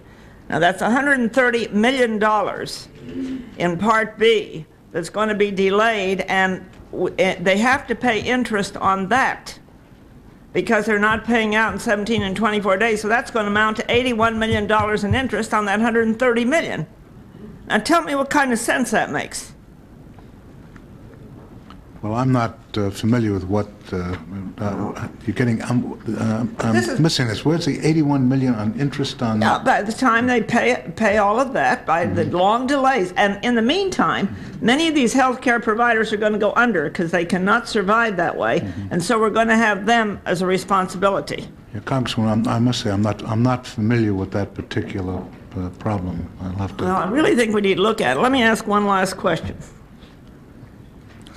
Another constituent of mine who had a problem with the IRS, $2,300.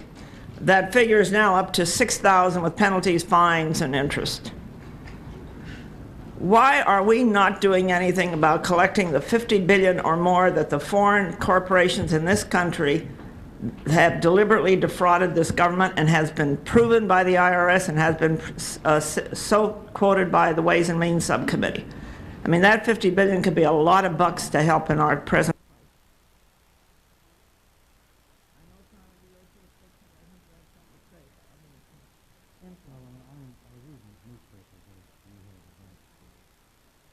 The issue, I can't say I know enough about it to make a judgment on it.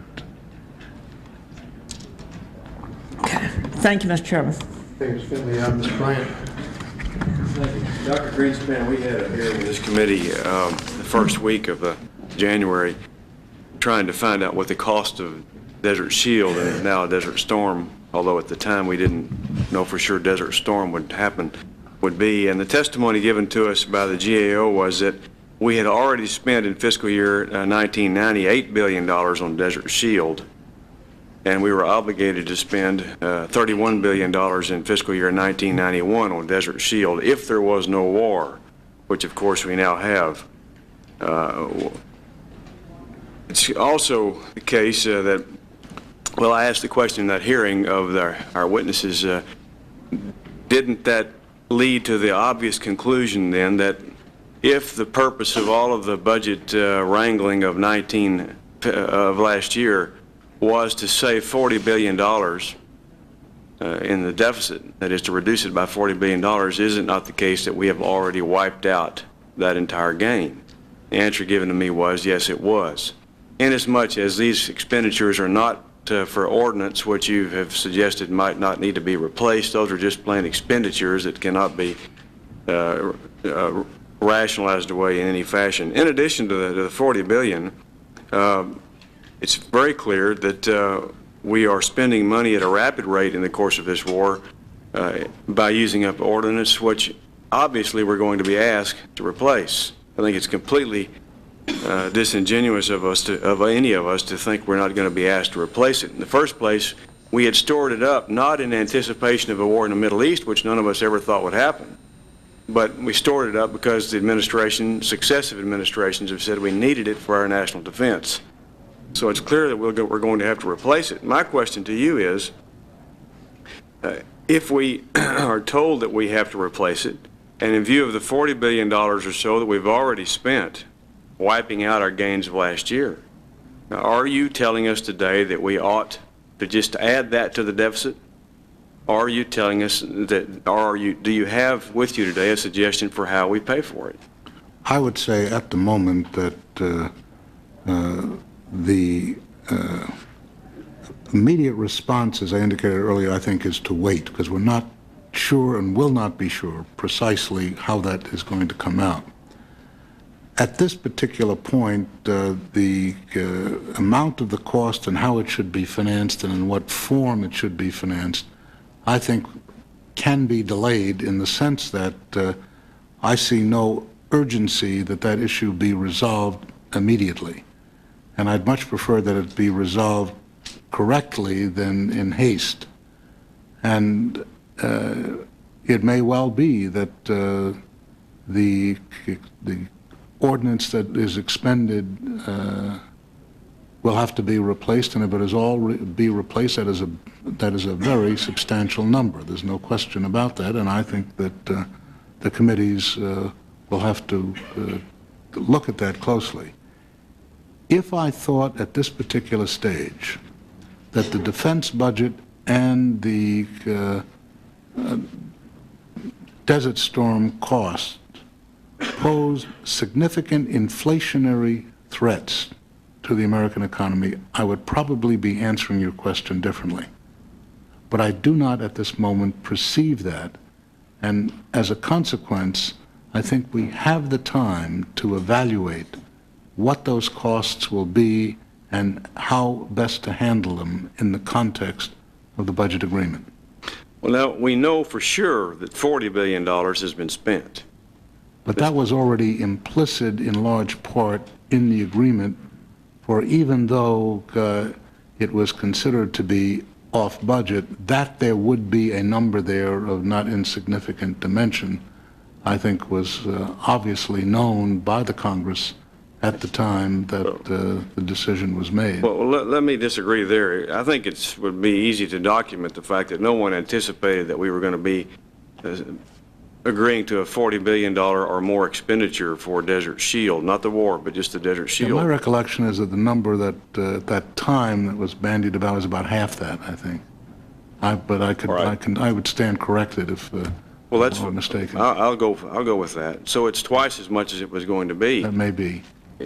I'm asking you how under any set of economic principles one justifies if saving $40 billion was important enough to go through what we went through last year, how we can justify going forward and just tacking on, let's not say 40, let's say 20 additional $1 billion to the deficit, in addition to the obvious, indisputable, I think, irrefutable obligation to replace this ordinance that's going to be asked of us by the Secretary of Defense when he comes before this committee. I think the basic difference is in the time frame.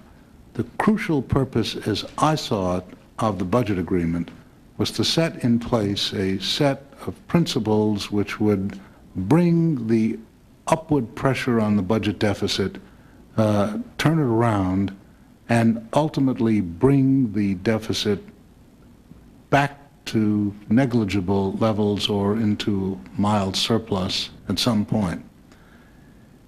The replacement of Desert Shield or Desert Storm is a one-shot type of cost. I'm not saying that it is not without significance, as I indicated earlier. When one borrows for goods and services, and in this case it is good for of the amounts of ordnance which we're talking about expended by the United States, one would presume that there will be some cost sharing of that. But more importantly, if it turns out, and I'm scarcely one who's an expert in this field but can only mention the obvious possibilities, that should it be determined that we have a major new cost-generating presence in the Middle East, I should hope that there would be elements of cost sharing in which only part of it would impact upon the American budget. Would you say there was any history to indicate that would likely be the case? Oh, we already have a little history that, in the sense that there have been substantial contributions in recent months. Mr. Spratt.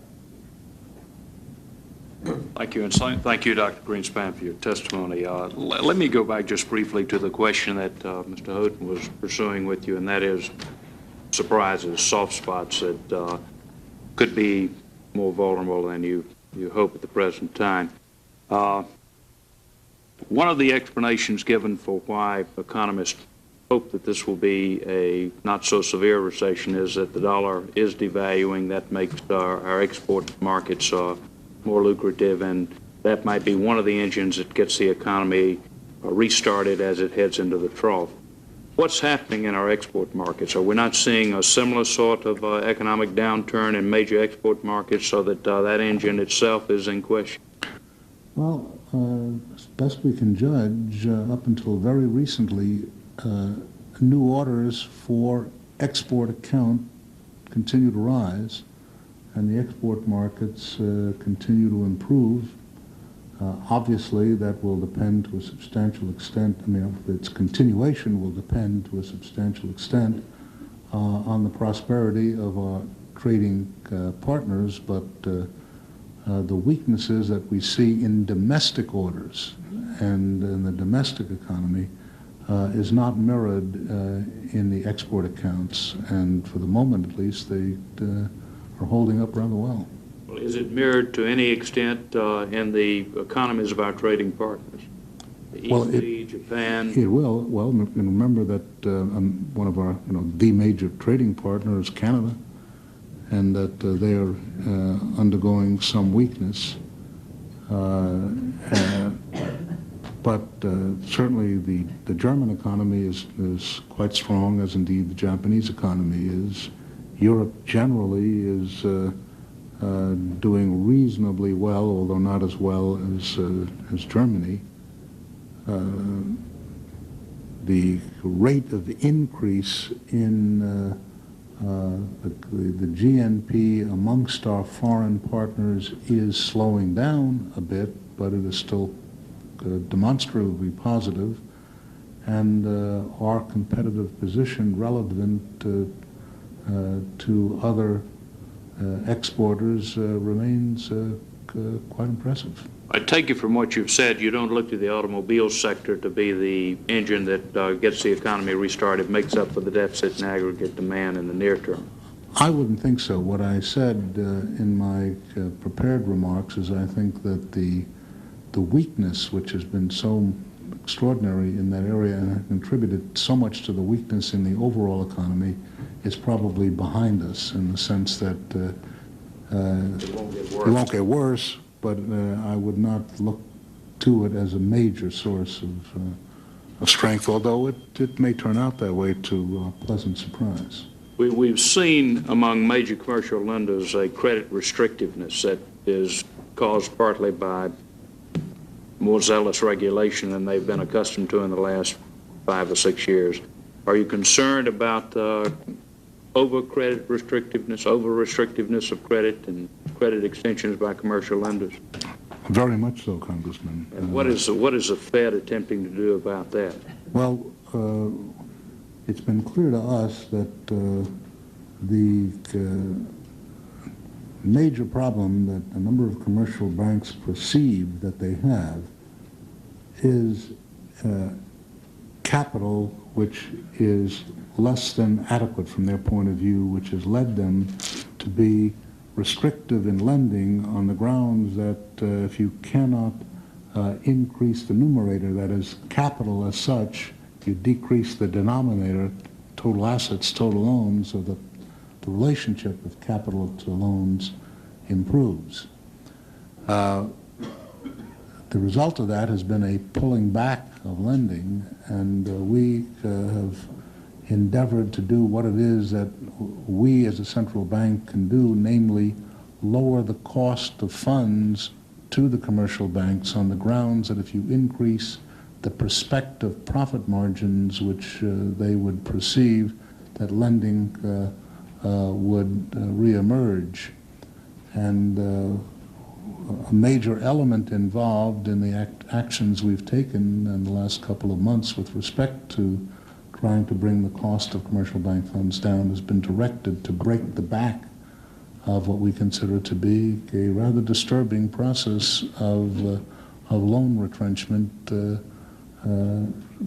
basically since the spring of 1990.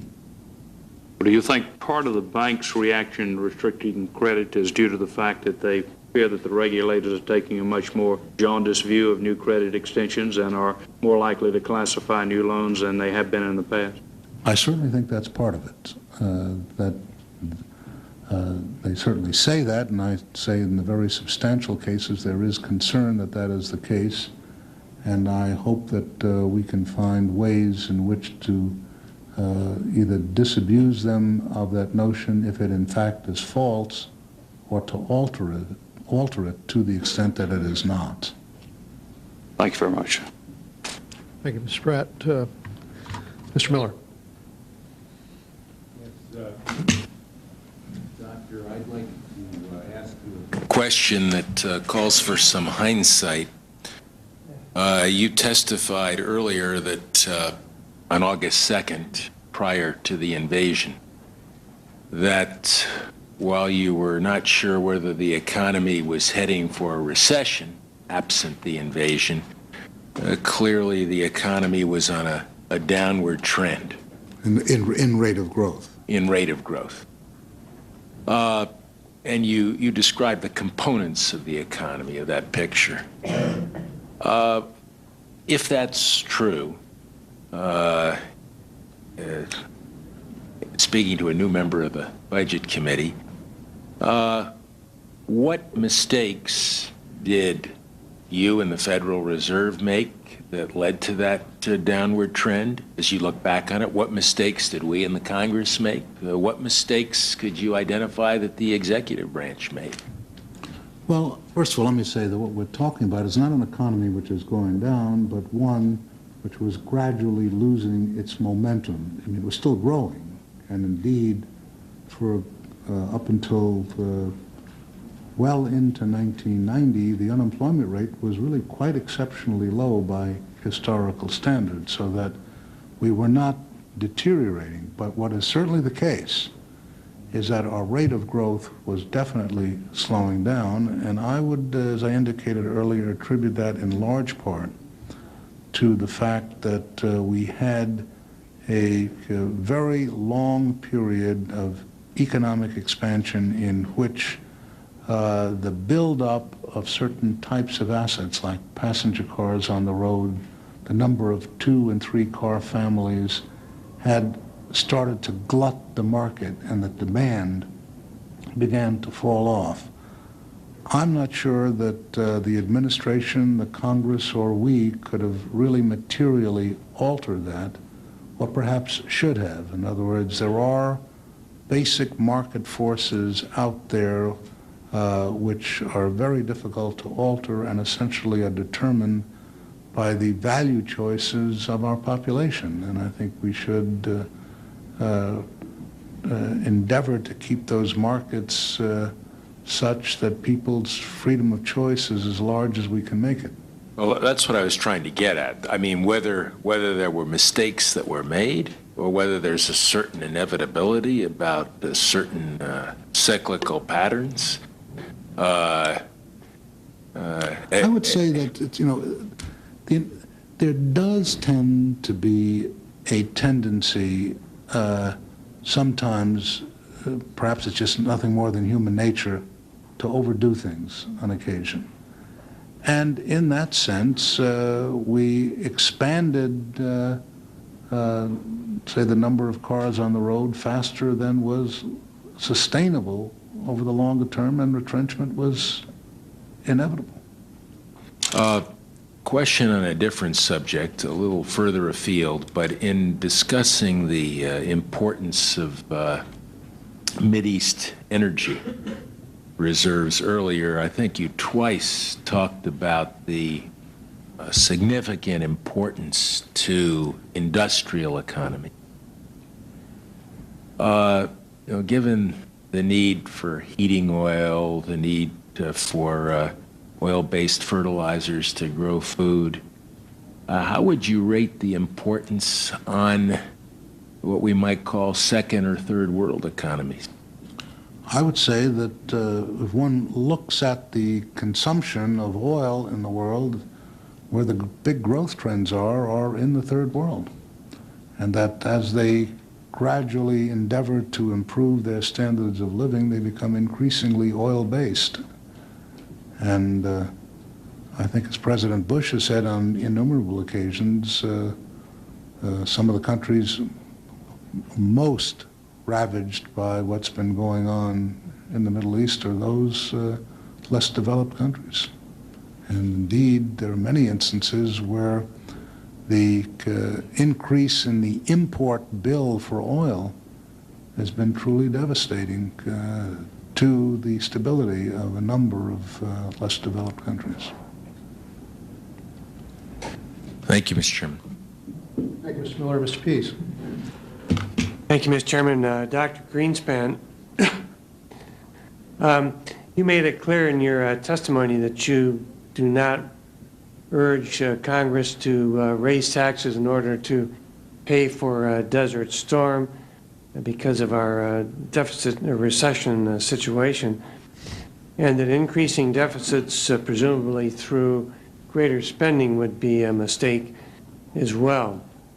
There have been several proposals in Congress, particularly in the area of health care, to simultaneously propose new spending programs and pay for them. Indeed, the budget agreement last October requires that. What would be your feeling about the wisdom or lack of wisdom of Congress adopting or enacting new spending programs and providing funding for them at the same time, the new taxes? That obviously is embodied in the budget agreement and can be implemented should the Congress so desire. My own inclinations would be to try to be restraining in that area on the grounds that to the extent that we build up entitlements on the expenditure side, it's going to be increasingly difficult to control the budget beyond the budget agreement period. So I would be cautious about any program which has the capability of making a marked change in the outlay pattern for the latter part of the 1990s. But that is clearly a preference of mine, speaking as an economist, and its impact on financing. And as I indicated to one of your colleagues earlier, the issue of value judgments relevant to what should be the ultimate determinants within the budget is a special prerogative of this committee and the Congress. I'm glad you made that last statement. Obviously, as an economist, you have to worry about things like inflation over the long run. We have to worry about meeting the health care needs of American citizens, and that's why I asked the question. In your response, I think, to Chairman Panetta, you said that wage costs are a major element in inflationary pressures, and you said that you had noticed a pronounced slowing in the rate of increase of wages in the United States. My question to you is, if wages increase at a lesser rate than, say, CPI, that would be good in terms of combating inflation, I presume. What would that mean in relationship to money in the pockets of consumers and their ability to help reverse the current recession? And what would it mean in terms of a decline in the standard of living of Americans if the increase in wages consistently lags behind the CPI? Well, if it did, obviously, Congressman, it would imply a decline in real incomes and implicitly a decline in productivity and a decline really in the economy's long-term growth path. The thrust of the remarks I was endeavoring to put forth earlier is that if the wage patterns slow down, I would expect prices to slow down proportionately, and that there would not, as a consequence of that, be a decline in real wages. Indeed, I should hope that in a period of non-inflationary growth, that productivity might indeed actually accelerate, and should that occur, then the gap would work in the other direction, whereas wages would go up more, significantly more than prices, and that, of course, is the means by which standards of living accelerate. Can you tell us what the reaction has been, or you expect to be, in Germany and Japan and elsewhere around the world, where investors finance a significant portion of our deficits, to the larger deficits which we'll encounter this year because of the recession and Desert Storm? If we stay the course on the budget proposals adopted last October, so that we do not go outside of those guidelines, but yet the actual deficit figures go up substantially because of Desert Storm and the recession, will investors around the world take that into account, or do we have to worry about an adverse reaction because of absolute numbers of our recession or our deficits going up?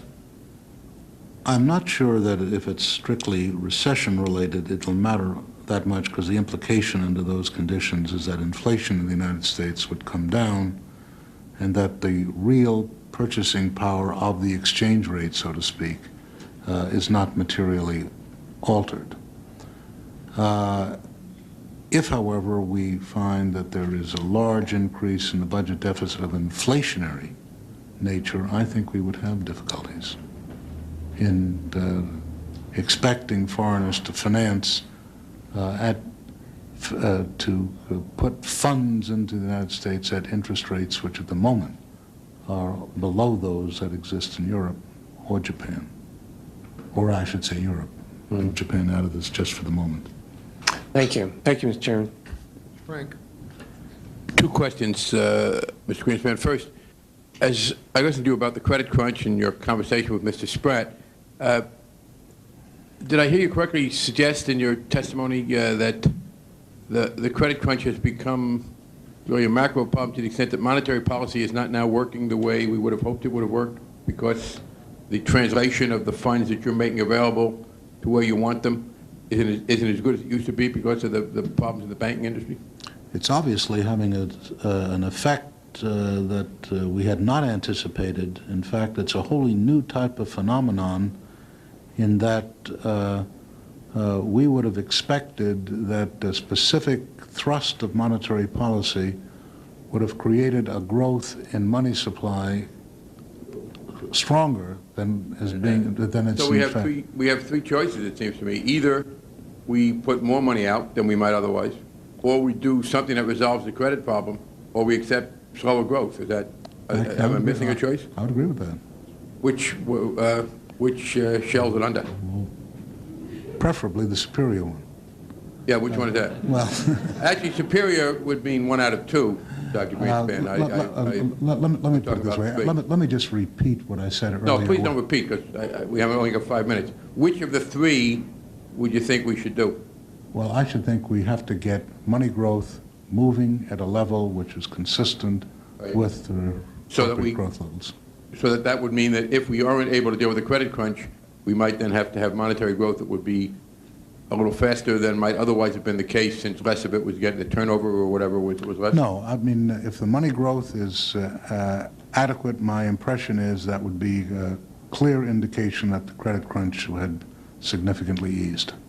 Well, I understand that, but you've said now it hasn't. You're talking about the result that we're all for. How do we get there? We have a public policy question. It's also going to be relevant to the Banking Committee and how we deal with the credit crunch. Yeah. You've said that monetary policy hasn't worked as well as we'd hoped because the credit crunch was more than we thought it was. What are we going to do about it? Well, we're going to endeavor to get money supply growing at a rate. Either but is that how? Well, I can't, Congressman, I can't get into the details without discussing elements. Well, basically because I would be giving the market information before we make a choice, and I don't think that you want to create uncertainty. I guess I differ with those who think that something as important as this, how we deal with a failure of monetary policy to work as well as it should be, is inappropriate for public discussion. No, I know that's a more common view with others, but I think we have a problem with that view. No, I'm not asking you to tip off the market as to what the rate's going to be here, there, and elsewhere. I'm asking for the general direction in which we go. Is it likely that we're going to have to increase monetary supply more, or are we going to have to deal with the credit crunch head on, and can we do that? I would say that both are related, and my impression is that both are going to have to get resolved, because if you do one and not the other... they're going to have to get resolved, Dr. Greenspan, but it's frankly somewhat condescending to say to us, they're going to get resolved, don't worry about it. These are public policy issues that I think we have a right to deal with, and I do not think it is impossible for a man of your sophistication to discuss the general direction of policy without inappropriately tipping off the market. Well, you won't let me repeat what I said earlier, which I think answers your question. So let me take a shot at it, and maybe it will. Okay? I forgot that. My apologies. The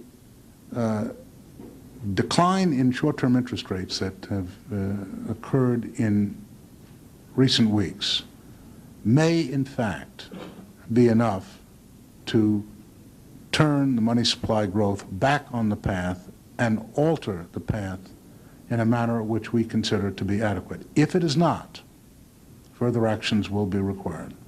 And, all right, so the answer is, in part, it's more monetary growth than we might otherwise have had to have if it hadn't been for the credit crunch. I think that we want no, we don't need more than would have occurred. I think lower interest rates, and we would have. Are interest rates lower than they would have been if the credit crunch had not been there? Yes. All right. And either we can resolve the credit. If this doesn't work, either we resolve the credit crunch or we go to that. One last question on the Desert Shield, and it has to do with Mr. Bryant's question and somewhat Mr. Berman's. I gather you are saying now that your current view is that the money that we spend for Desert Shield can just go on the deficit, and that's not likely to be a problem. Is that correct? We don't have to do anything about it. We don't have to cut anywhere else. We don't have to raise taxes. I'm saying it may not be a problem. It depends on the order of magnitude, but it's different from a long-term commitment. But then the problem, as I understand, is that that's essentially the case you were saying if we are spending down what we now have in the inventory. But if the military were to come to us and say, through the President, we need to replace what we have expended in Desert Storm, if that's still the noun at the time. It may be a new desert, something else by that time. But if that's the case, then the response you're giving us, I assume, would differ. That is, if the military came to us and said, we've got to have either a dollar for dollar replacement or a $4 for every $5 expenditure replacement. If the military said we've got to replace a lot of this, then you would think that we couldn't simply add it to the deficit, I gather. Because I gathered your argument was based on our being in a mode of depleting and not replacing. I would say we would definitely have to review how that was financed. And it could come from either an expenditure cut or for a tax increase. Right, but if the military, you know, I appreciate that, the clarity of that answer. That is, if we're simply spending down by and large, it's not a problem. But if we have to get into a replacement, then we have to either cut somewhere else or raise taxes. I think we have to review it because it is conceivable that... Oh, we have to review everything at all times. Well, Let me take the next testimony. I would stipulate that we should always be reviewing everything. Then we can get to the substance. Okay, I would say that basically there are orders of magnitude which I would say the proper policy was probably to do nothing. Right, but if there's a substantial replacement of what we have drawn down, you would be less likely to want... Depends on the definition of substantial, yes. 80%. I don't know whether that's substantial or not because I haven't looked at the numbers. Well, 8% of what, Congressman? The ordnance we are expending in Desert Shield, the planes and the ammunition and everything else. I think you run into a danger that people, myself included, may think that you are trying to downplay the potential economic impact of Desert Shield, lest it be seen as uncooperative. I think this country clearly has the resources to pay for it. I do not think our policy over there ought to be determined by the budget, and I am prepared to do what we have to. But I think it would be a mistake for you to underplay that. It does not seem to me that any comparable expenditure what we're talking about would have been treated as lightly in the testimony we would have been getting from you. Let me put it to you this way. If there is a significant required increase in federal outlays and borrowing, which is not offset somewhere or another, in certain circumstances that would be a destabilizing force. But if you ask me, do I know it in advance in the context in which it will occur, I'm telling you I do not have enough information. What I asked you was what you answered in the first place. Obviously, there's an element of speculation, as there is in all of our discussions. So the first part of your answer satisfies me. Thank you for your indulgence, Mr. Chairman. Thank you. Mr. Shea. Thank you, Mr. Chairman. Dr. Greenspan, I view the growth in the GNP during the last 10 years as being fairly slow and funded in part out of debt. And I'm just interested if you concur with that.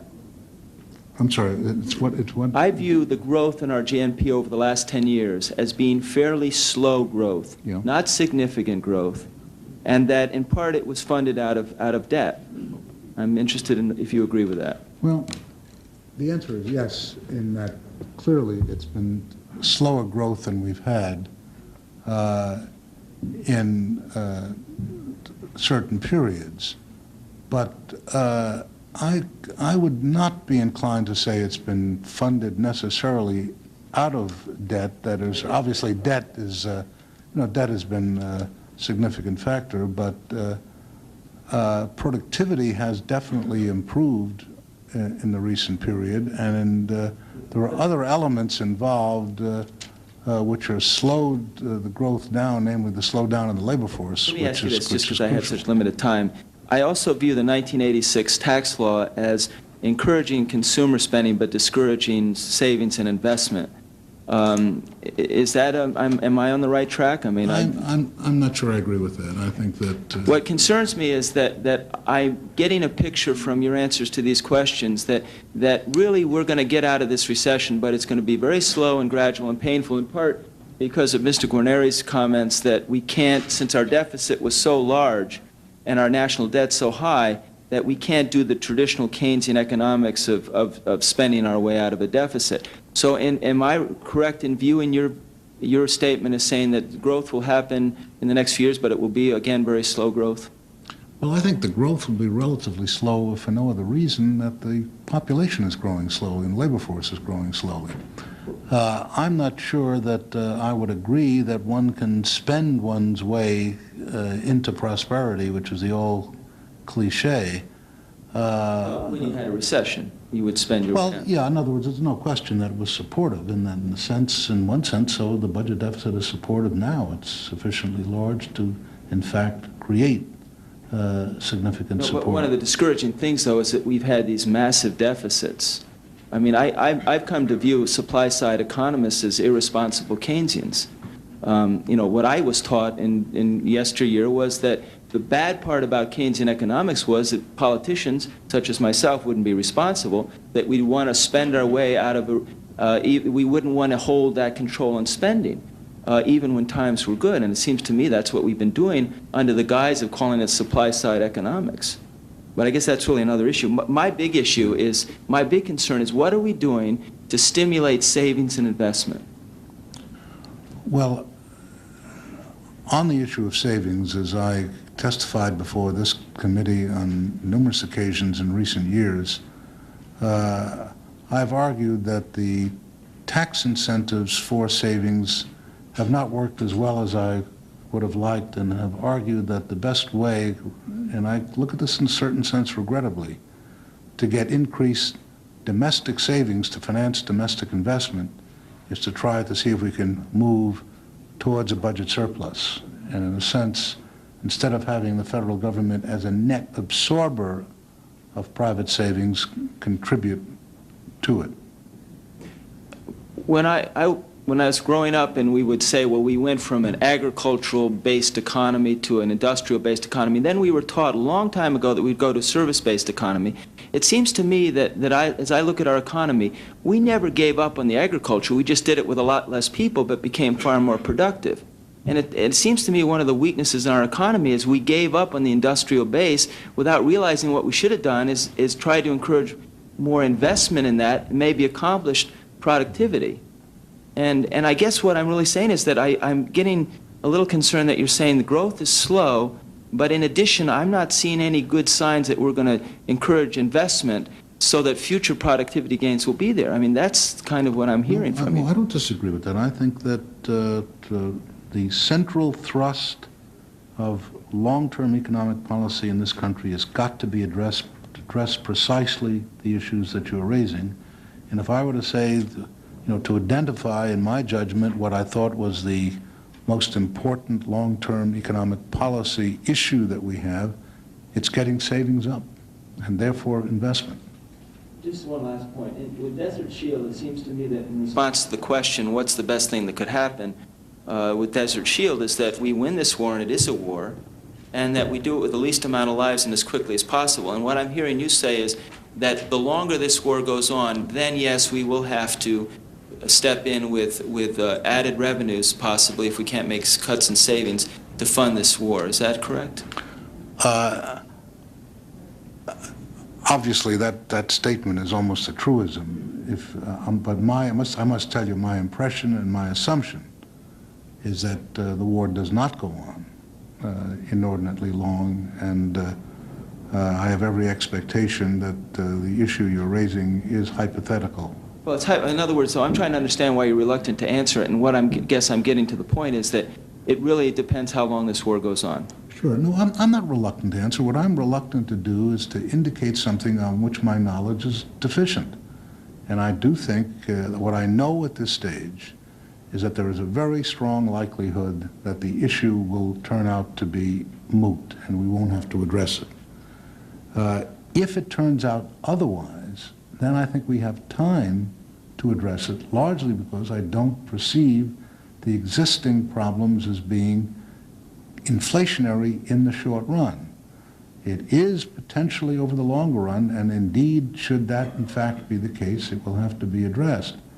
But I do not consider that we know enough at this stage, nor is it likely ever to emerge to be a problem, that one has to come to a conclusion on that now. In fact, what would concern me is that if we try to come to a conclusion, we could very well come to the wrong conclusion. Let me just conclude, though, that what would concern me is that we don't give the public the impression that we can have guns and butter both. I agree with that, and I think that is a mistake we have made in the past, and I trust we will not do it in the future. Thank you. Thank you, Mr. Chairman. Thank you, Mr. Shays. Ms. Cooper. Thank you, Mr. Chairman. Dr. Greenspan, I think some of the anxiety that you've heard expressed on the war tax issue stems from the fact that Now, while the war is most popular, is the political moment to impose a tax. Should the war drag on and therefore become less popular, why then the imposition of a tax or any other means of paying for it might prove very difficult indeed. So now, unfortunately for us, is the time as policymakers to make that fateful decision.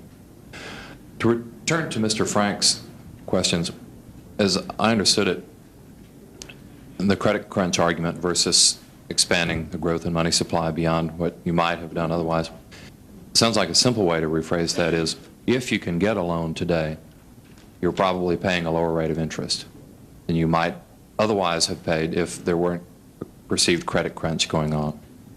Is that? Not necessarily, because what I indicated was that the cost of borrowing, I'm sorry, the cost of funds to the commercial banks are lower than they would otherwise have been because of policy.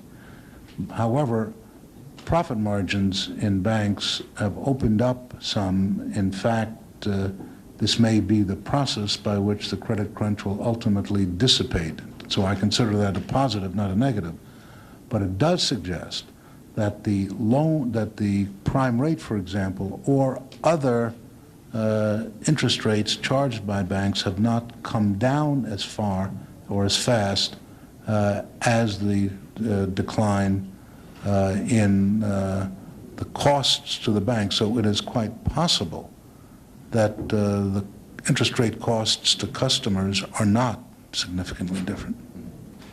Well taken. The slowness in the customary speed of a bank to lower the prime rate in response to Fed actions is a way of enhancing bank profitability in the short run. Yes. To pay for such things as perhaps enhanced deposit insurance costs and things of that sort. So it tends to be quite circular.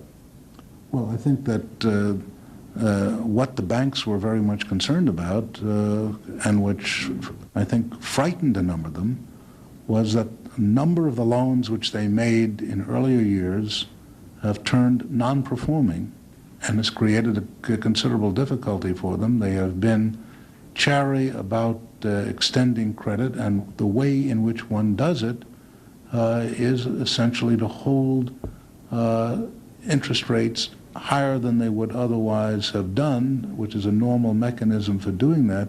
And what we are trying to do is to gradually pull the system down to alleviate those pressures. On the growth in money supply question, early in the briefing here, you responded to one of my colleagues that 2 years ago you wouldn't have given as much faith to money supply aggregates as you probably do now.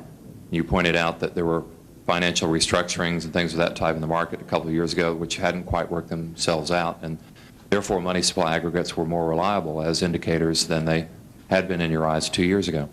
But in response to Mr. Frank, you seem to indicate that due to the credit crunch we're facing right now, the perceived problems of that and the slowness of integrating Fed policy changes into the current banking system, that money supply aggregates don't seem to be as reliable today. It seems to me that there are two different views there on the reliability of money supply aggregates. I can understand why that might sound contradictory. I don't think it is.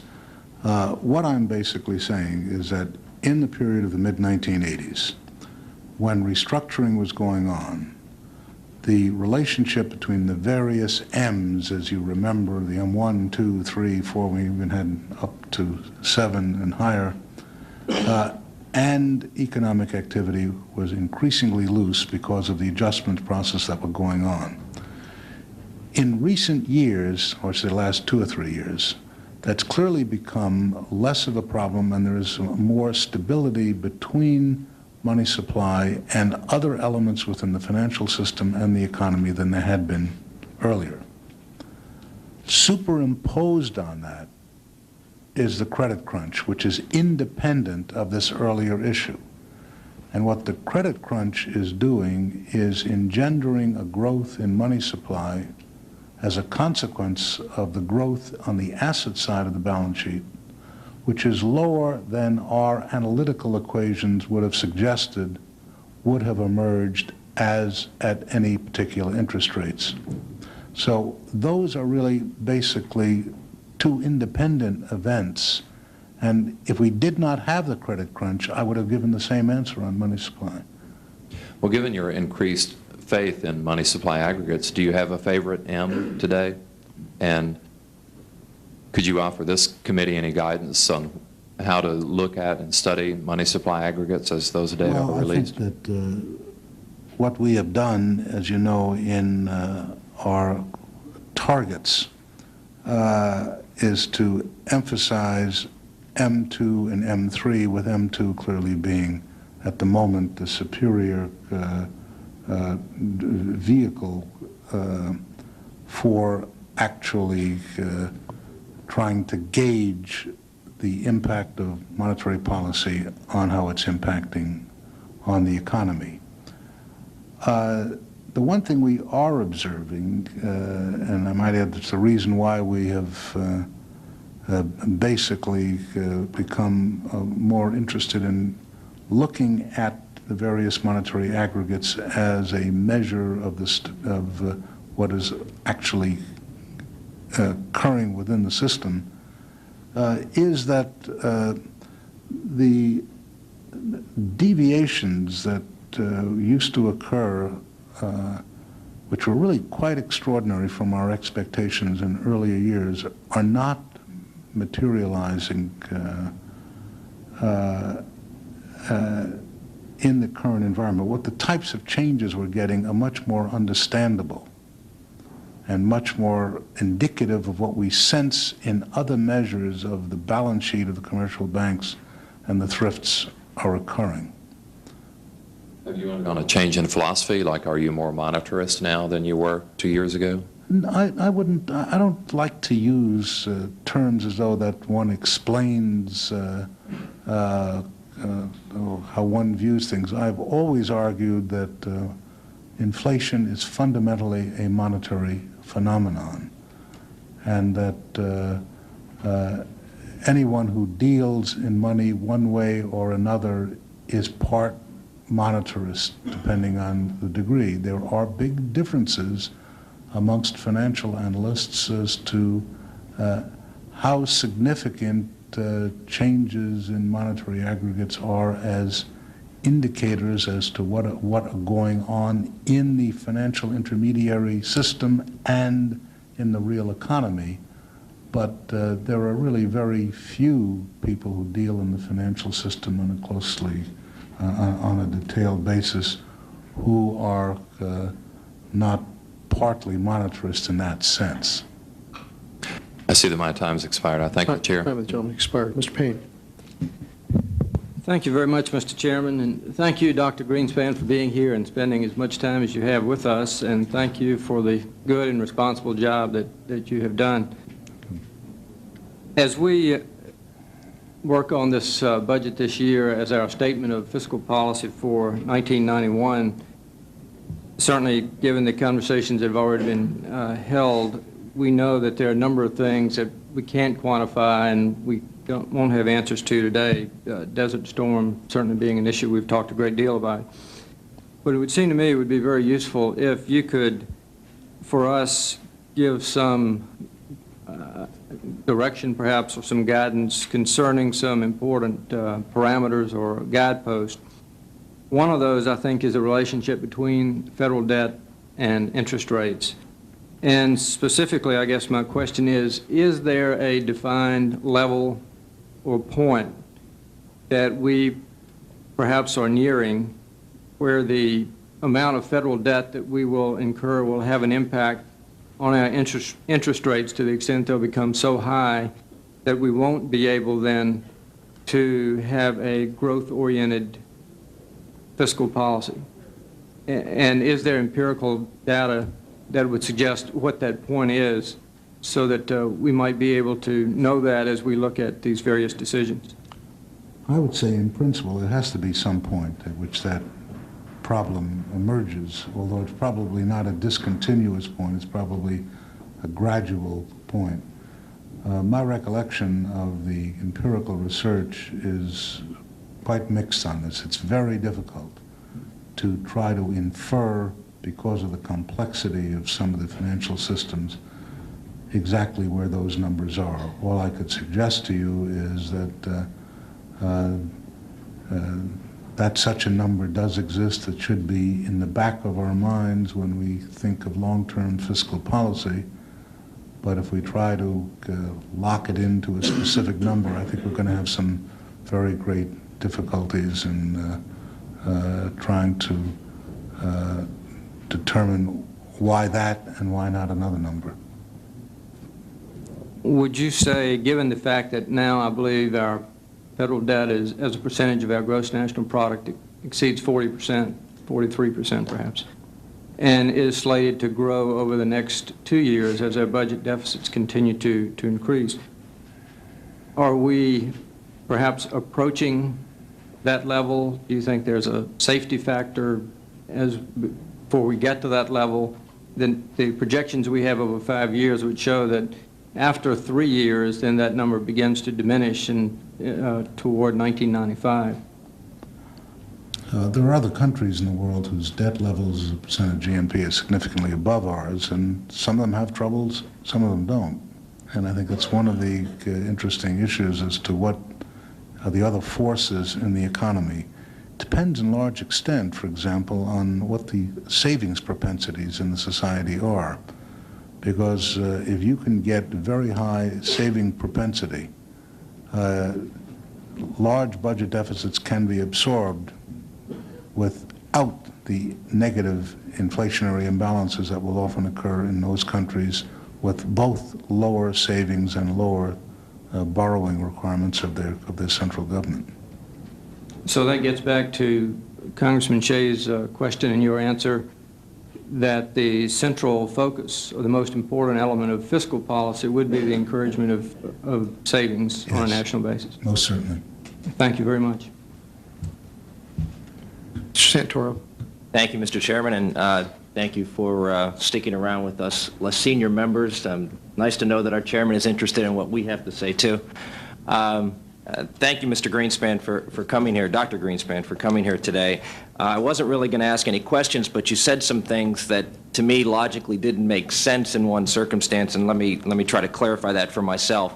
And picking up maybe with what Mr. Payne was saying, you said that the key to the long-term economic policies in this country is to get the savings up. Then you said previous that the biggest drain on savings is the huge budget deficit. Yet in response to Mr. Berman's questions and others, you didn't seem to be greatly concerned about the $320 billion deficit that we have this year or next year, as long as we keep this budget agreement into effect. Are you telling those of us who are anxious to be and chomping at the bit to take on further deficit reduction that we need to back off? No, what I am saying is basically that the bulge in the budget deficit at this particular stage, and even leaving aside the question of whether or not the thrift assistance part should be subtracted, there is nonetheless a bulge in the deficit. The issue of savings is a longer-term problem. It's not something the next year or two. It's something about savings levels in the latter part, the middle and the latter part of the 1990s. The budget agreement, as best I can read it, still projects a fairly pronounced decline in the deficit in the latter years, and will in fact occur that way if everything continues under the agreement as we expect that it would. And in that context, it would create it would remove the issue of absorption of savings by the federal government, not in the short term, but definitely longer term. But having said that, if you're saying to me that you would like to see that the budget deficit go down even further and faster, and perhaps go into a surplus at some point, you will scarcely get me to argue strenuously against that proposition. You're convinced from what you see in the budget deficit packages that the economic projections are not overly optimistic to produce these lower deficits 5 years out, that we will see substantial reduction? I think so. In other words, I've been through an awful lot of smoke and mirrors in the budget process in the last 10 or 15 years. I'm not inclined at this stage to think that there is very much of that in this particular agreement. It's complex, and I think it's not easy to understand sometimes, but it is of a different order of magnitude so far as deficit reduction and enforcement than I think we have seen in the budget packages of recent years. Thank you, Mr. Chairman. Thank you. Thank you, Mr. Santorum. Slaughter. Mr. Chairman, since this is my first meeting and I want to make the very best possible impression, I've come armed with an opening statement. And if it's appropriate, I'd like to ask unanimous consent to insert that in the record. Without objection, it will be Thank you, inserted. sir. You can even read it if you want. Oh, I don't think I'd get out of it. Mr. Chairman, I'm not going to ask you a theoretical question. I want to ask you a concrete one. Last week it was reported that Taiwan, which is one of the largest holders of foreign reserves, moved to take $35 billion of its money out of United States banks. If that is true, do you view that as the beginning of the lessening of foreign markets in their confidence in the United States financial institutions? And if that's the case, what do you plan to do about it? Well, first of all, that was not an official statement, as I recall, by the government. Is it true? No. It hasn't happened? No. I mean, there's been a decline in the holdings of dollar claims against U.S. institutions in recent years. Remember, they have a huge block of dollars, the substantial part of which is held in the euro markets, like deposits in dollars in Asian banks, as distinct from dollars here. So while there's been some withdrawal, we don't find any evidence of the type of magnitude at the time that that article indicated. At what point would you consider withdrawal of foreign capital to switch from just normal trade to being a lessening of confidence? Lessening of confidence, you say? Yes. I would think that if we began to see a major withdrawal in the face of rising interest rates and a falling dollar exchange rate, I must tell you that would induce some considerable concern on our part. There's no evidence, I might add, that that is occurring or is about to. In other words, if we were to continue to raise the rates so that we would entice their funds and it didn't work. In fact, No, I'd put it the other way around. I would say that we would have to raise our rates in order to attract enough money to finance the current account deficit, that is the deficit which we use to finance our trade deficit. Are you troubled by the fact, as I understood what you said earlier about Operation Desert Shield, while we recognize that the cost is uncertain now, but that we're quite sure that it's going to be very high, that you felt that the necessity not to have that much oil reserves be in the hands of someone who's our abject enemy justified the action? Are you concerned about the fact that since we bear a disproportionate amount of cost, and since the money that we're spending is money that we are borrowing from our trading partners, doesn't it appear to you that what we're doing is financing their future economy to the detriment of our own? Well, I wouldn't want Would to put that it... change your view on whether or not you felt that this was justified unless we got greater amount of burden sharing?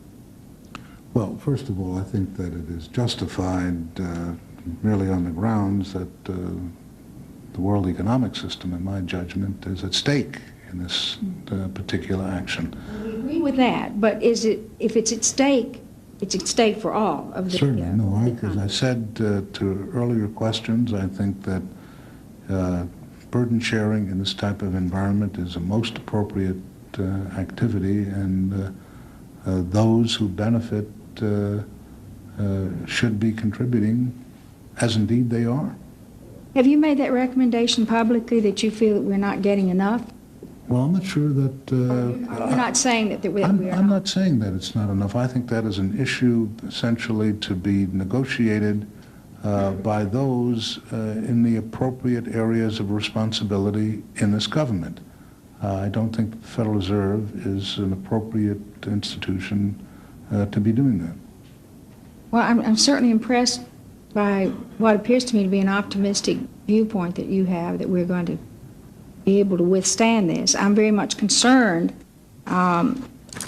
with the fact that we are so dependent on the foreign investment, and I'm certainly encouraged by the fact that you find that there's no lessening of that confidence in the American financial institutions.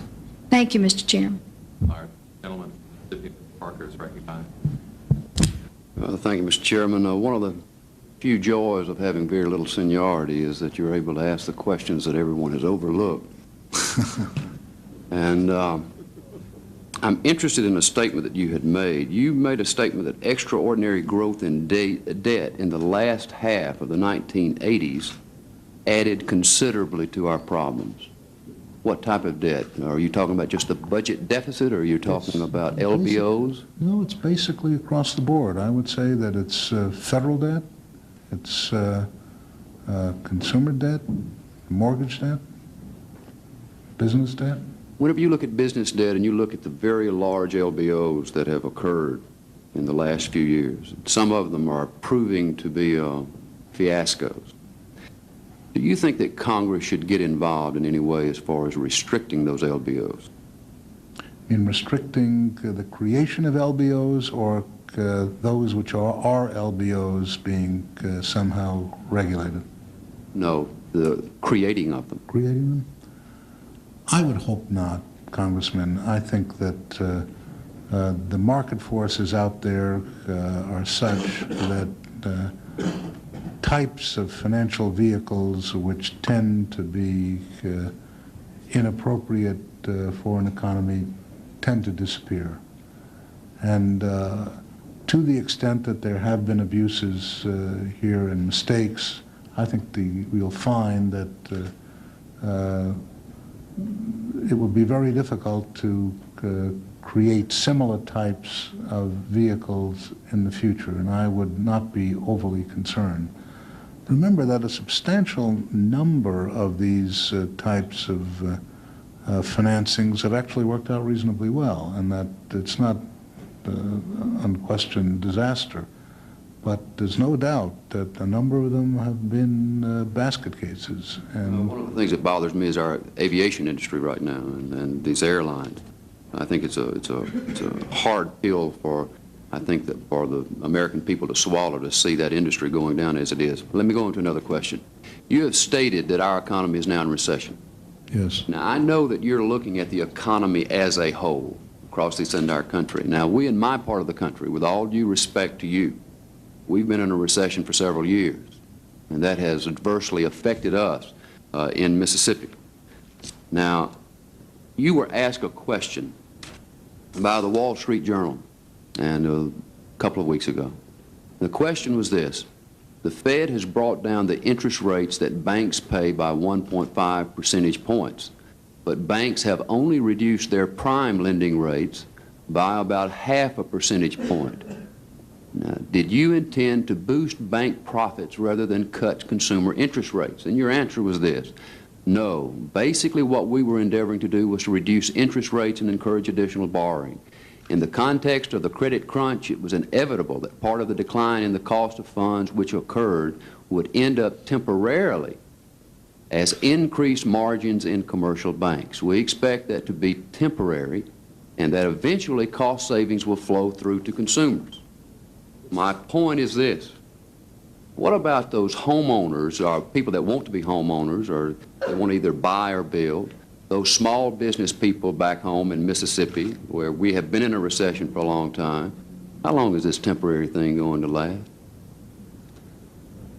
I hope temporary is very temporary, and The trouble, unfortunately, is that we have very little control over what is really the psychology of individuals. That is, there's a fear in the banking industry about the status of their capital, and what we hope will be altered reasonably soon is that that fear dissipates and a more sensible balance of lending and depositing in the commercial banks will reemerge.